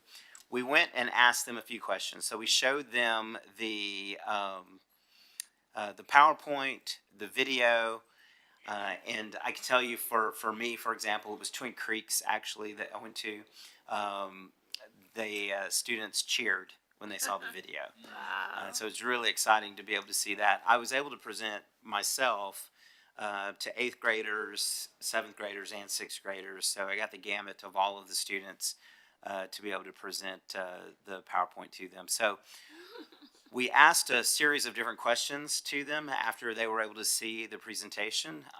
First question was your unforgettable high school experience, the one thing that would make your high school experience unforgettable. What superpowers of school success do you think you would have? You know, if you could have a superpower at your school, what would it be and why? How would you invent your dream class? In a new subject or new class, what would that be? What would that look like? What excites you about high school? What's your ideal high school space? Engaging technology, what would that look like? What about your hangout spaces, creating a safe environment? And then we just opened it up for questions. Like, so what questions do you have of us? And we were able to answer questions. So I'm going to give you a kind of a run-through example of some of the answers that we received across all of the different campuses that we went to. And the first one was your unforgettable high school experience. Now, what you're going to see is like some bullet points with just simple words. It was really difficult to gather all of the questions and the answers because it was more of a dialogue, right? We weren't getting just bullet point. They weren't writing these down. We were actually having a discussion with the students. And so some of those discussions were long, and some of them we would, refocus the students, and some of them were interesting, right? And so the unforgettable high school experience, depending on how the students interpreted the questions, we could get a gamut of different answers, right? And so a lot of what we heard was just their high school experience would be unforgettable because of their friendships that they would make, because of the activities, the clubs, and the extracurricular activities that they would be able to be involved in. And so you can see a list here in the bullet points of some of the different things that they mentioned. Soccer was a big one at Twin Creeks where I was. That was something that was pretty popular. So was cheer and dance. Was pretty popular at the campus that I was at. But we also heard things like robotics, STEM. I did hear band and mariachi, so that was interesting. I don't even think that the students that mentioned to me mariachi even realized that we actually have mariachi at Spring High School now. So that was news to them and something that actually made them pretty excited. So there were other conversations from some of the other schools, things like swim team, softball was really big. And so we got the gamut from male sports, female sports, but a lot of UIL and extracurricular activities were the things that they were mentioning in their unforgettable high school experience. Along with things, we also got other things like just friendships and things of that nature. And so trying to work them into commenting on facility structures and things like that were some of the conversations that we were trying to steer them towards. But a lot of it was relational, right? And then as you'll see a little bit later, a lot of it was school programs and things related to that. The second question was superpowers. Like if you had a superpower, what would that be? The biggest superpower that I got was I wish I could read minds, right? Would be the big one. If I could read minds, if I could transport from one location to the other, which I give you an example of how this input is going to help us, right? So one of the things in the superpowers was, boy, if I could transport myself from one room to the other, that would be it, right? And I know when we talked to some of the board members that measuring how long it's going to take to get from one classroom to another, right? So that's how, when the team received some of this feedback, that's how we incorporate the feedback into what we're designing. Does that make sense? And so because the students were saying, I wish I could transport, then the way we received that feedback was they want to be able to make sure that they can get from classroom space to classroom space and be able to have kind of an easy route, an easy pathway to be able to get to that space. And obviously there was fun involved too, right? It would be neat to be able to transport myself as well. But those were the types of things, and that's how we are attempting to take some of the information that we got, that we received from the students, and incorporate that into design and make sure that we've designed and have taken into account some of the things that they've talked about, right? So a lot of it being smart, looking to the future. A lot of them said being smart, grades and things of that nature. If you wanted to invent your dream class, this is where we're starting to get into. The classes that are provided, right? What are things that are provided and available for you? Robotics was one that came up, so that was really interesting from career and technology education. We had a few kind of hits on career and technology education that came up. People talked about peace, world peace was kind of an interesting one that had come up at several different schools. That was something that came up numerous times. Architecture came up, which was exciting because as we were showing them the design and walking them through the floor plans of the facility and then the exterior of the facility, some of them started kind of thinking through, and architecture was one of the ones that came up. A lot of them talked about, we want school to be fast-paced and we want our classes to be fast-paced. Some of the feedback we received is also feedback that is going back to the high school because it's programming and instruction-based feedback. So a lot of what we received from the students was, don't let the classes be boring, right? We want the classes to be exciting. We don't want to fall asleep in the classes. We want them to be fast-paced. We want to be engaged in the learning that's happening. So we got a lot of that kind of, please don't bore us in that. And so that was some of the feedback that we were able to receive when it came to your dream class. Multiple, again, was please don't let it be boring. Let us be excited about what we're doing. When we talked about it, again, this is similar to one of the earlier questions, but what excites you about high school? A lot of it was just making new friends and expanding their horizons. When they said new friends, they were excited about meeting students from other campuses to be onto the campus with new friends, a bigger school with more opportunities, trying new things, just being excited about all the newness and the new opportunities. Obviously, in the design of this campus, one of the things that goes all the way back to our mission and vision for this campus was to be able to provide opportunities for all of our students. Mm-hmm. It's really similar to the vision for EPIC when we talked about providing opportunities at that facility for all students. Well, at Spring High School, within our pathways and within our career and technology and UIL, just creating lots of different opportunities. Some that are already there, but then even adding like aviation, which is going to come up as well. So basketball, swimming, field turf, being able to go to college. Some of them are already looking forward and aspiring to college and dual credit courses, things of that nature. I was really excited to see that from the campuses. Just a lot of the students just thinking about their future and being ready and excited about that. Being able to have this discussion was really great because they were excited about their future and excited about the next step. A lot of them didn't know or realize that the new campus was coming and that they were going to be able to be a part of that new campus. So that was exciting to be able to share that. When we talked about ideal high school space, I personally and a lot of the other teams tried to lead them into a physical space. That was a little more challenging, at least for me it was, to kind of have them think about what the physical space would be like. And so the things that we got were, whiteboard spaces, comfortable seating. Beyond that, and it was a little more of a challenge to get them to kind of expand beyond whiteboard spaces and comfortable seating. That was kind of the standard that we got. Some of them did say esports came up a couple of times in a couple of our schools. And that kind of leads into the last question as well. Kind of, it's an overlap almost from the other question. One of the ones that came up often was the idea of safety. Safety came up here, but it also came up in numerous other Q&As. And so that's a big part of that too. If you remember from the design, you may or may not remember from the design, we have an interior courtyard.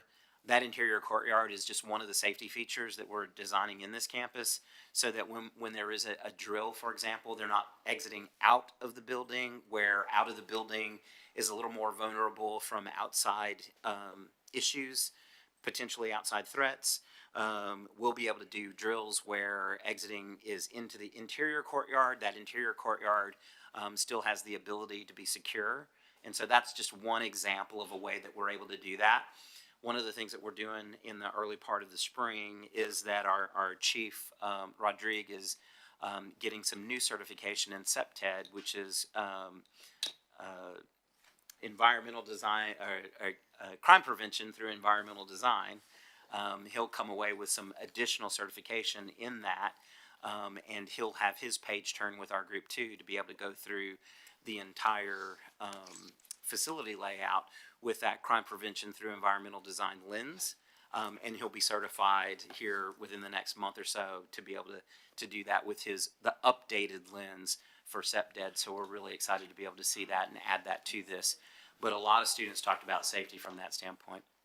And then the last three questions, we started to run out of time because we talked so much with the students, but they were kind of really quick hitters. Technology, hangout spaces, safe school environment, security cameras, police officers, metal detectors. They were all interested in those things from a safety standpoint.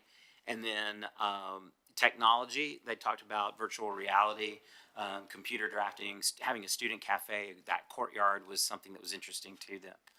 Then they asked us questions. We opened it up for them to ask questions. These were more programmatic for the campus. Are we going to have uniforms? Will there be ROTC? Will the school be safe? That came up again. Will the volleyball court be big? Will there be a football stadium for us? Is there going to be a student council? These are things that we were able to answer based on what we already know is happening at Spring, but things that we could also take back to the campus to let them know these are some of the expectations that your middle schoolers that are going to want to come in are looking into. I've already mentioned that we're incorporating a lot of the student voice. This was just a sample. Every campus has a listing of different things. This is a sample of the feedback we received. We're incorporating that student voice as we look through each of the questions and finding those nuggets that we could find to incorporate that into the design or make sure that it's already incorporated into the design, and we're excited to be able to see that. The other thing that we wanted to be able to do between the last two meetings is to be able to invite the board members out to the site, and we were excited to do that. And so any questions before I get to the board member site visits, any questions on the student voice before I move on from that? What is a whiteboard space? Does that have marker boards? Yeah, it's marker boards. Okay. It's whiteboards, yeah, I'll marker tell you, boards. the Rice University Engineering Lab, they even designed the windows and glass in the doors Right. for marking that you could write information. Lots of innovative spaces like that. Those are the types of things that they wanted to see. That kind of tied into a little bit when they were talking about not being boring in the facility, just wanting to have a lot of variety, even in the spaces, and the whiteboard spaces came up in that part of the discussion as well. I was curious about the question about the courtyard. Yeah. Did the kids give any feedback? I mean, what feedback did they give about the feeling safe with the courtyard design? So, and you'll see, I think it's here as well too on this one. I think it was in one of their questions here. We explained the courtyard design to them about how they would exit into the courtyard, and the courtyard still has the ability to be secure. They liked that. They felt, again, when we said safety, I remember specifically one student saying safety, and a lot of students raised their hands. And so that was something that was very interesting to us, something that we knew, right? But kind of hit home when they said that. I took it, though, a little bit from the standpoint of these were middle school students thinking about being in high school.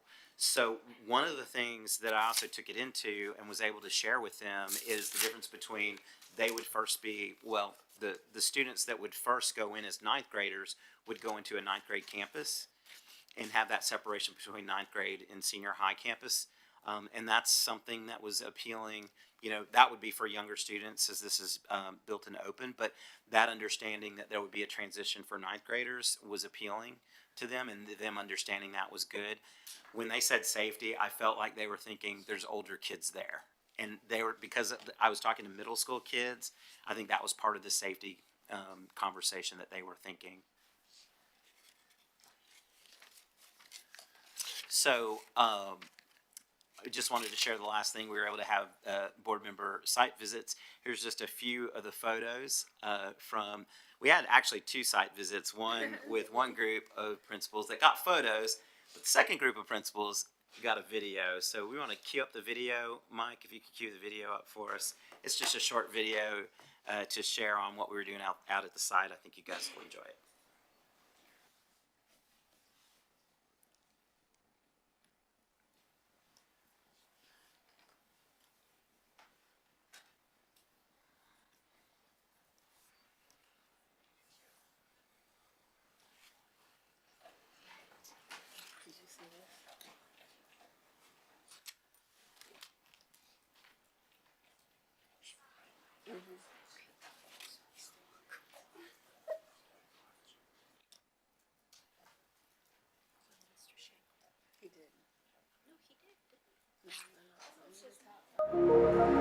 So we're out here today taking some board members to our new Spring High School site. Okay. All right, and now you'll be able to. The parking lot over to the side. Yes. Being able to zoom in closely to each of the areas, you really get a good sense and feeling of what it's going to look like. I like it. I like it. It's different. It's not your average square 3 or 4 story building. The openness, the space that we have will really accommodate the student. So both of these will get drained. This is going to get filled in. This gets widened and cleaned up. Now, there's no way to give them any pond, a pond, a small pond. A water feature. It's nature, you know? We're going to try and keep all of the trees that are there. So we will have nature there, and you'll see some nature around here. I'm excited. There is a lot of opportunity. There's a lot of woods, a lot of trees, a lot that has to change. Seeing the vision and having the map of what it's going to be is just really exciting for our kids. We have done reviews of other high schools. We've visited other high schools in the state and in the region. This high school is going to compare favorably to any of those high schools. We haven't really actually started our groundbreaking yet, so that still will happen later in the spring in 2025. Right now, we're just clearing some trees and what's called grubbing to get the undergrowth out of the way. It'll take us a little while to get through, but we're excited about it.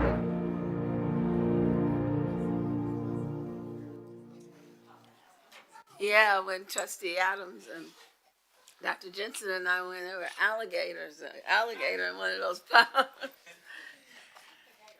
Get the gator out.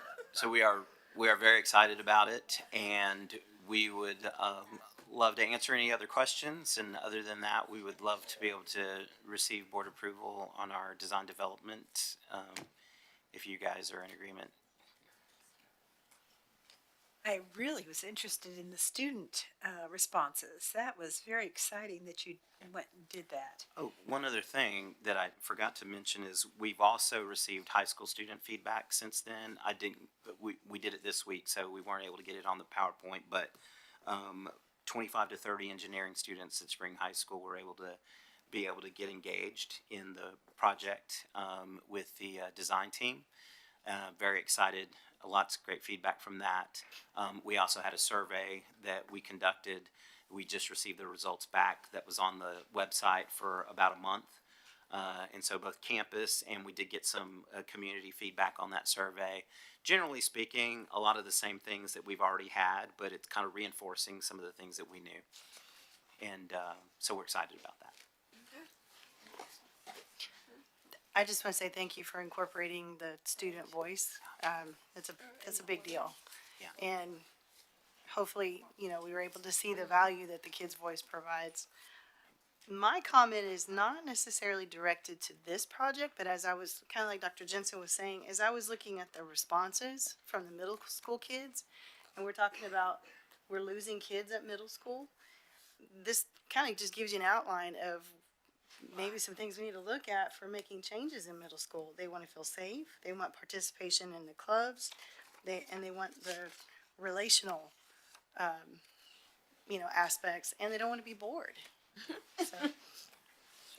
So I think it would be nice. It'd be interesting if we were to turn this into a survey. Those same questions that you had turned into a student survey for all of our kids, and see, because it could give you a good temperature check on what's happening at their campus, in their grade level, yeah, in a fun way. So, Sounds good. just my 2 cents. Any other questions? Just notice that that was free response. They didn't say, which of these things do you want in high school? These are the kids coming up with it themselves. And that's a different kind of survey than we've taken usually in the past, so that would be valuable. It would be. It's a different approach. All right. Thank you. Thank you. That will be on Tuesday's agenda.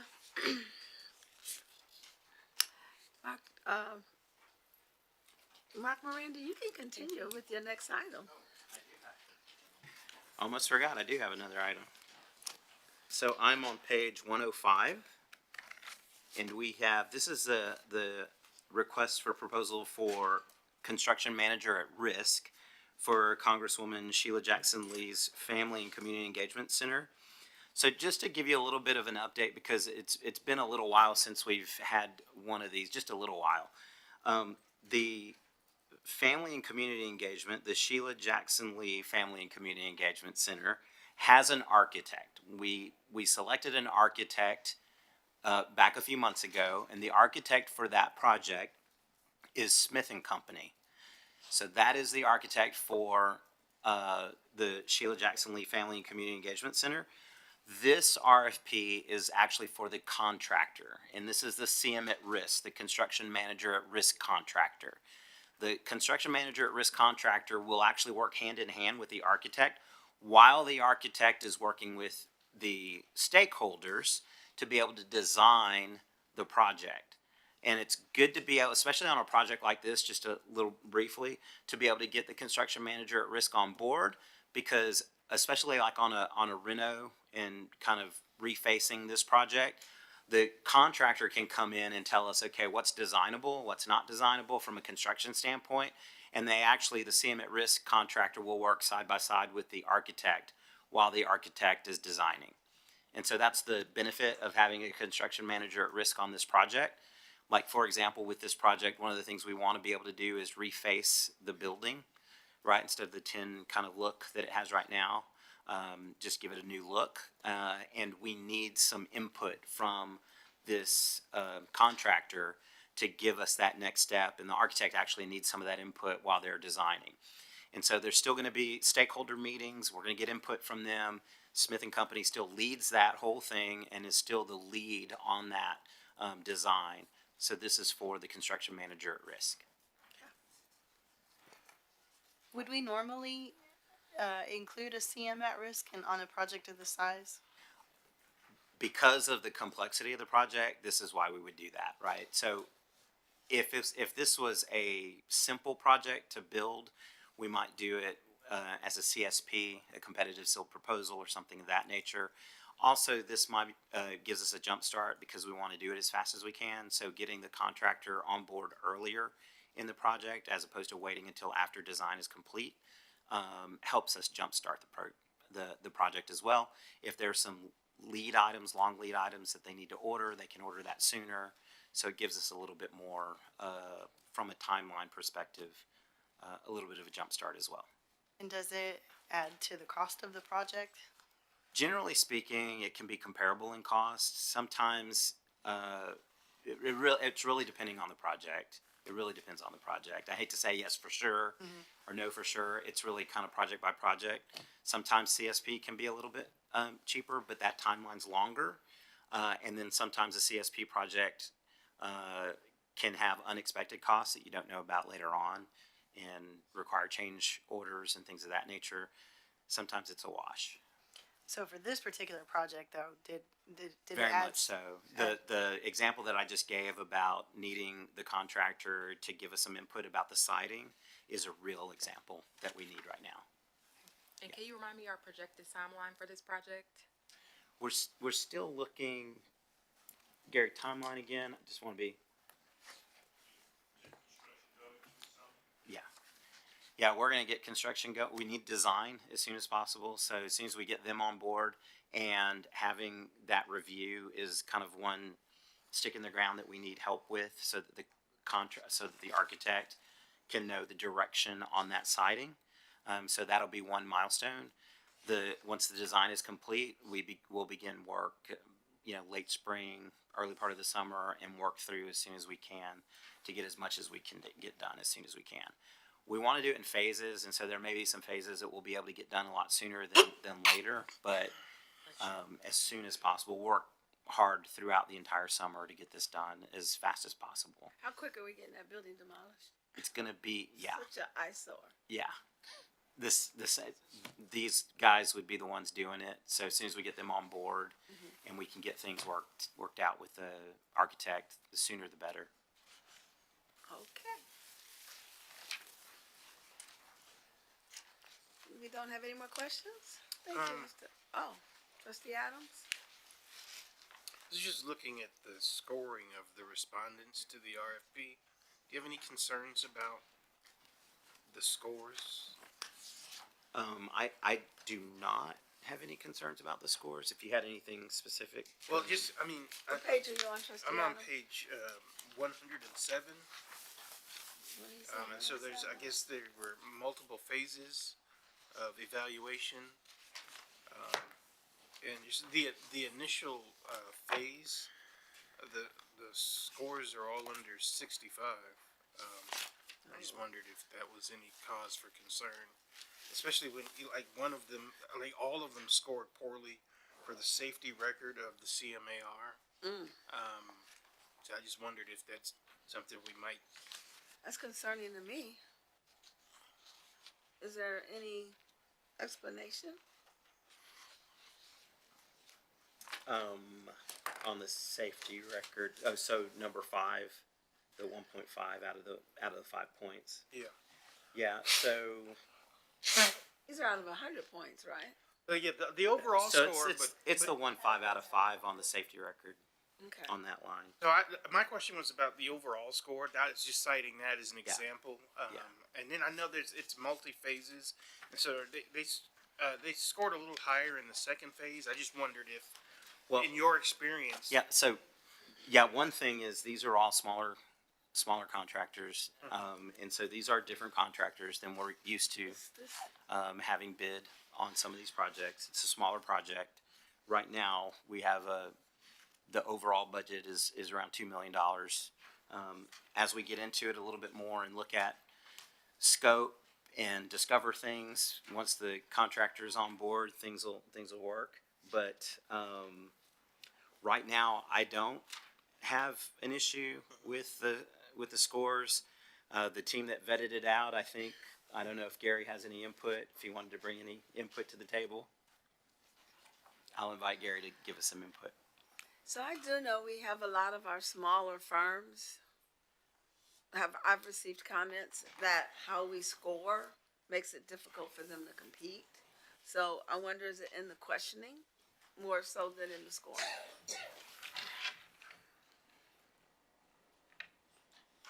Sorry, ma'am. Repeat the question.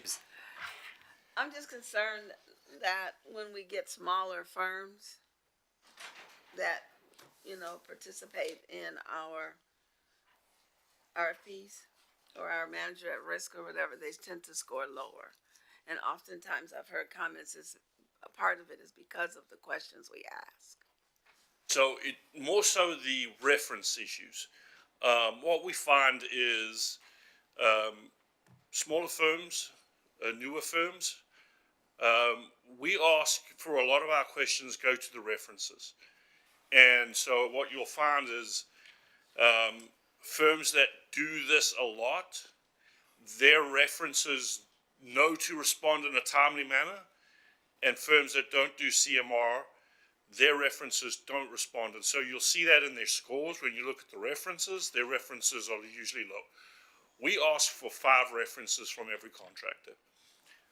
Sometimes we end up only getting 3 responses, but if a contractor gets all the responses, they get 5 responses, we have to score everybody by 5. We go to the requested number. And so what you'll see is a reference for that has 5 5 references, right? And when you divide that by 5 and you take somebody who scored 3, now a person who scores 3 10s but gets divided by 5, their reference score is going to be lower. because they only had the 3 responses. And so that sways those numbers. Now, the vendor that scored the highest that we're recommending, they were a vendor who had submitted on previous RFQs, did not get work. They came to us and said, what can we do better? And we talked through the process of the interview. We talked through how we calculate the references, and this time their scores have improved to the point where they would actually be the one we're recommending. So although we have not used this contractor before, their scores and their references have come back a lot better than they did the first time, because they've taken the time to follow through and say, okay, how do we do better? How do we get there? I've seen instances here and in my day job where, when looking at these evaluation scores for RFPs, where like there was a cutoff point. It's typically in the 70s range, and so any respondent that was below 70 was excluded. And then there might have been 3 or 4 that were above 70, and depending on what it was, sometimes all of them would get awarded. And so I was like, when I saw the low numbers, I wondered if this were a thing where it's like, well, nobody really met our qualifications, and so we might go back. And so that's what I was wondering, if you had in your experience, when somebody scores like that, do you? Yeah, so we've done that before, right? So if we ever had a situation where we didn't feel comfortable with the vendors, we wouldn't move forward, we would rebid. We have had to do that before, or I have in my experience, right? So some of the scores are lower than others. These are smaller companies, smaller contractors than we normally have, but that's good. It's a project that's ripe. To President Durant's question, it's a project that's ripe for a company like this. It's a great project to be able to do and kind of get into the school district and do some of that work and get some of that experience with us. So we like what we're seeing. Thanks, you. And that might also contribute to why some of the scores are low, but it's a good project for them to get in. And Trustee Adams, we actually didn't move one of the contractors forward who initially applied, because their score was low enough that we felt like they weren't going to make it into the second round. And so we didn't interview them. So they were eliminated for that reason, because of their scores. But because of the number of responses we got, we felt like everybody we took through to the second round would be able to do the project. And then the second round separated out people where we were like, this is a person who's qualified to do the work. We've met with the team. We talked to their project superintendents. We talked to their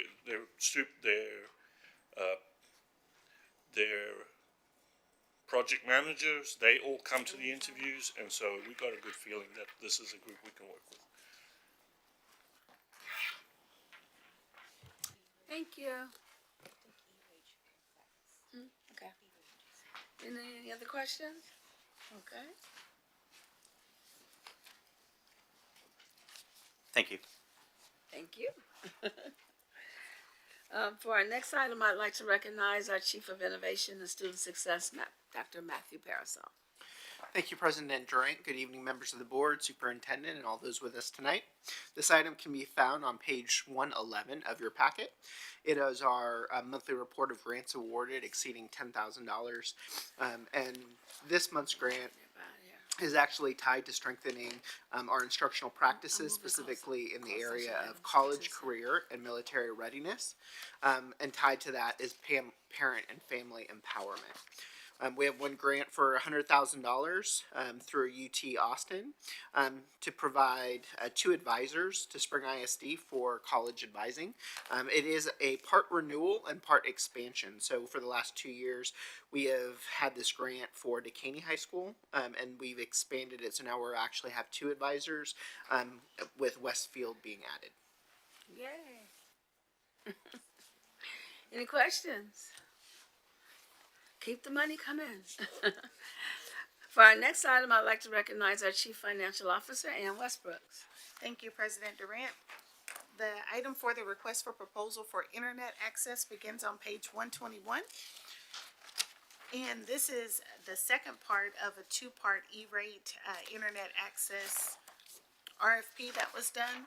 And that's the reason why you may notice that the value of this portion is below 50,000, but we still had to do a request for proposal because it's two parts, and the two parts together are over 50,000, and the fact that it's E-rate, so it has to be competitive. We are recommending the incumbent vendor for the continued internet access for the district. Okay. Any questions for Ms. Westbrooks? Thank you. You had a question? Something just came to mind. Do we still have a tower?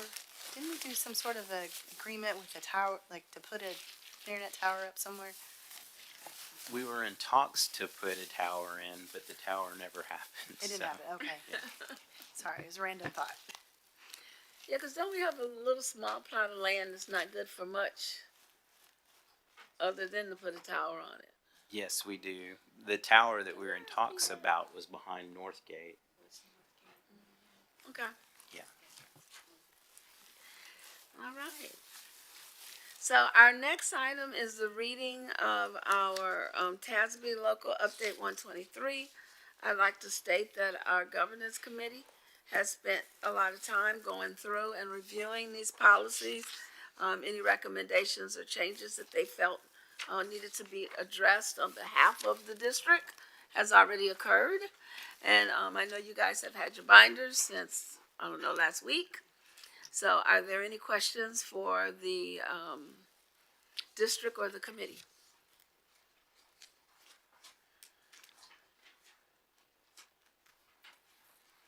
Hearing none? Dr. Jensen? I had some things, but I'm looking for them. We did not review them in as much detail as we're getting with our agenda. So. Policy update 123, Mhm. Gibson, the one we reviewed. Yeah, it's a pretty big one, if you notice. And I know Trustee Hodges isn't here, but I think she said you guys went through it thoroughly. That was the meeting we met in person. Yeah, yeah. yeah, I just, when I read these, I thought, oh, well, we didn't review this and this. I'll just wait to do this another time then. Okay. I just think we ought to review it before we vote on it. Okay.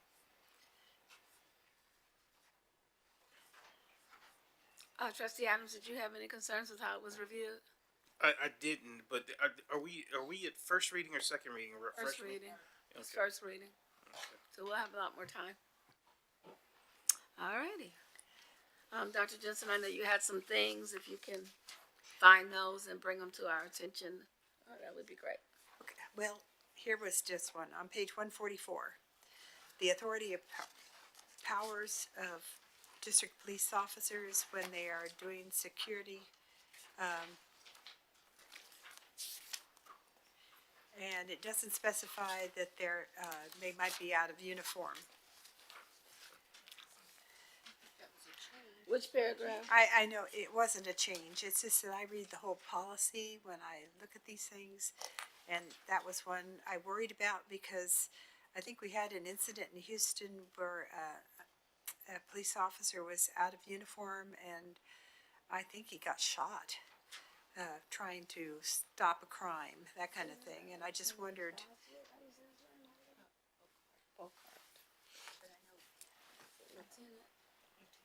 It says, authority of powers, this is on page 144, a district officer who provides law enforcement or security services outside the district's jurisdiction may arrest without warrant a person who commits the offense within the officer's presence or view if the offense is a felony or violation of Chapter 42 or 49 Penal Code or a breach of the peace. Okay, can Lieutenant Bocart, are you available to step forward? I thought when our officers were working outside of their spring ice duty, they were always in uniform. Well, I read that they may be in uniform. They can wear their uniform, but I'm worried about this one. Yeah. So, I heard a couple of things here, so I'll try to address them all. First of all, the wording that is out of the district policy is almost verbatim the Texas Code of Criminal Procedure. So that's already codified in state law. In terms of extra jobs outside the district, if a Spring ISD police officer chooses to, or if they want to work what we call an extra job, in other words, not overtime for the district, that goes through an approval process. And that approval process goes with Chief Rodriguez finally signing off on it. So they can't just go and work anything they want.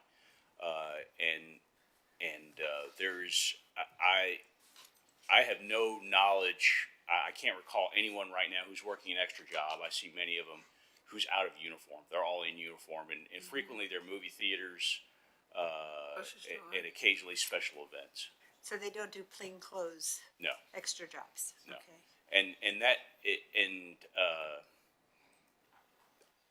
That would be there'd be a lot of questions asked, and again, the chief of police has to approve those type of things. Okay, well, like I say, I was just worried because I thought there had been an incident in Houston where a police officer was out of uniform, and I don't think he was working security, and he tried to stop a crime and was shot. Yes, we have a duty under law, which there's outside of the law there's some discretion in, and common sense should always prevail. So. I guess the duty as a doctor.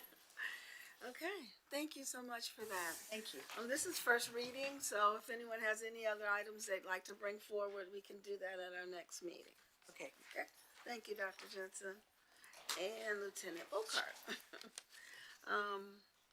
I'm actually going to make an executive decision and move the closed items to Tuesday. Oh, we have one. Oh, we have one more item, monthly recurring, is that it? Yeah, no, at the bottom of that page and top. Did I skip something? Yes, it's the student transfer policy. Okay. There, got it. So for our next policy, I'd like to again recognize our Chief of Innovation and Student Success, Dr. Matthew Parasol. What page? Thank you, President Durant.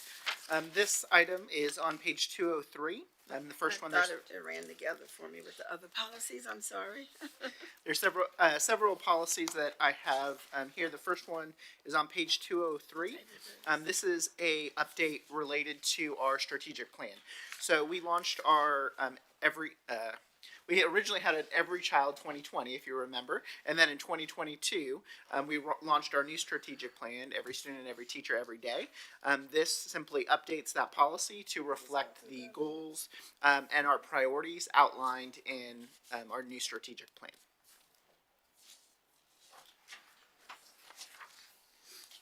This is the policy that holds our strategic plan, and they've just updated it to reflect our current policy, our plan. And it's first reading as well. So if we don't have any questions, we'll be looking at it again next month before we adopt. Any questions? You have any questions? Yes, so the next one. Your light's still on, I just wanna make sure you're good. Yes. Oh, yes. Can I move to the next? Yes, you can. Okay, thank you. So if you'll see, we have 3 additional policies: FDA local, FDB local, and FTE local. All of them are related to our transfer process. There's just some slight updates to basically adjust based on current staff, where before it had listed a staff position that's no longer here. And then also the addition of something at the request of our principals with a review of transfers. So for a number of years, transfers have automatically renewed. And with that, there was always an opportunity also to look at, were there any issues such as attendance, discipline, other elements, and there was a contract with that principal and that parent, and so we just brought that into the code, even though it has been part of our practice.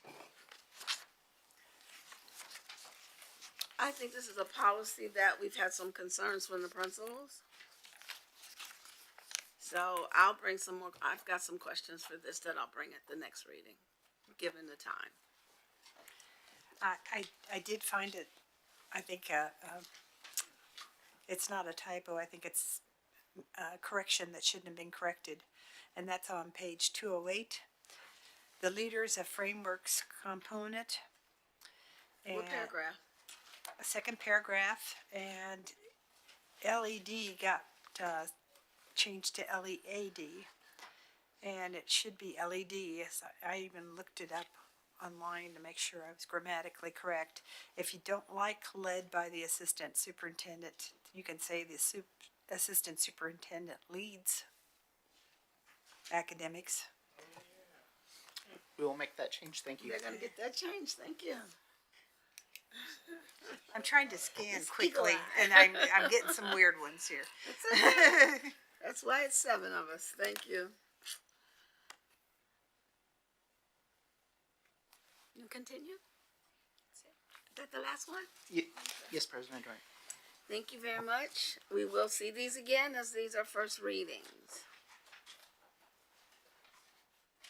The next section is our reoccurring items that you all have received that will be on the consent agenda for Tuesday, so please be sure to review those. And I'm going to make an executive decision to table our closed session items until Tuesday, given to Excuse me, President Durant, but we do have some personnel items that are pending that do impact students, for recommendation in closed session. And I'm not gonna be here Hires. next Tuesday. Okay, I don't have that on the agenda. Okay, thank you. What's enough? It's in the packet, but not on the list. We can't table it then. So the Board of Trustees will now recess this open session and convene in a closed meeting in accordance with Texas Open Meetings Act, Section 551.071, 551.072, 551.074, and 551.076. No voting will take place in the closed meeting. Any action the board wishes to take as a result of the discussion in the closed meeting will take place after the board reconvenes in open session. Time is now 10:02 p.m.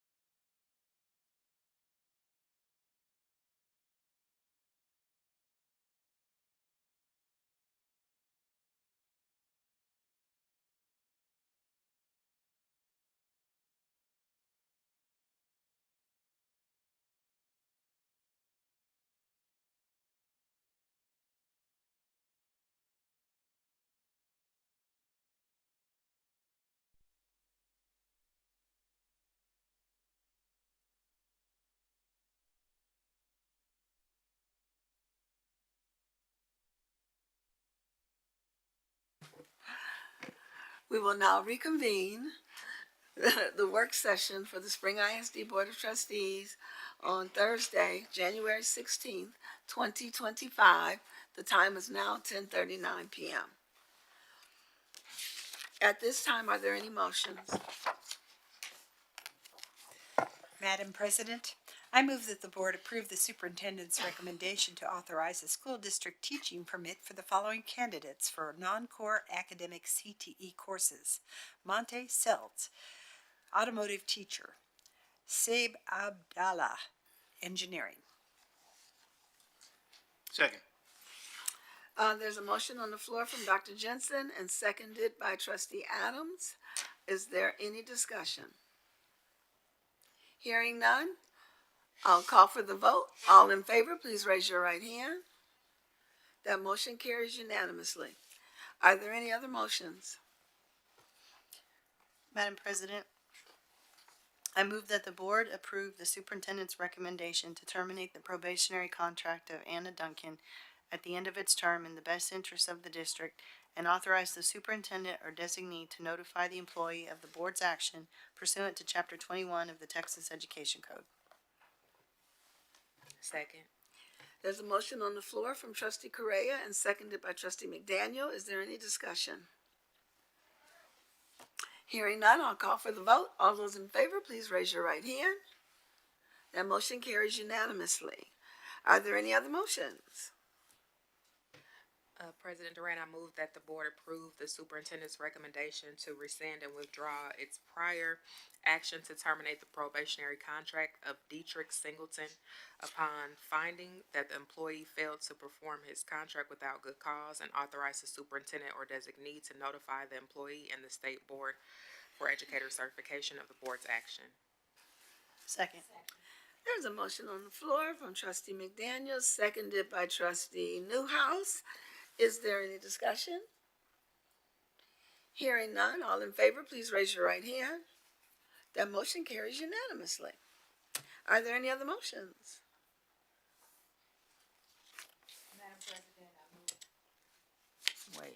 Madam President, I move that the board approve the superintendent's recommendation that the board enter into a final order to terminate the employment contract of Wendy Madewell, effective immediately, and authorize the superintendent or designee to notify the employee of the action taken by the board pursuant to Chapter 21 of the Texas Education Code.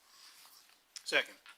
There's a motion on the floor by Trustee Newhouse and seconded by Trustee Adams. Is there any discussion? Hearing none, I'll call for the vote. All those in favor, please raise your right hand. That motion carries unanimously. Are there any other motions? Madam President, pursuant to Board Policy DC Local, I move that the board approve the superintendent's recommendation to hire Ms. Jody T. Kinnemer for the position of General Counsel of Spring ISD. Second. It's been moved by, there's a motion on the floor by Trustee Adams, seconded by Trustee Correa. Is there any discussion? Hearing none, I'm going to go ahead and call for the vote. All those in favor, please raise your right hand. That motion carries unanimously. Are there any other motions? Hearing none, I'll entertain a motion to adjourn. Madam President, I move we adjourn tonight's meeting. Second. Moved by Trustee Adams and seconded by Trustee Correa to adjourn tonight's meeting. Is there any discussion? Hearing none, all those in favor, please raise your right hand. Motion carries unanimously. Tonight's meeting adjourns at 10:43 p.m.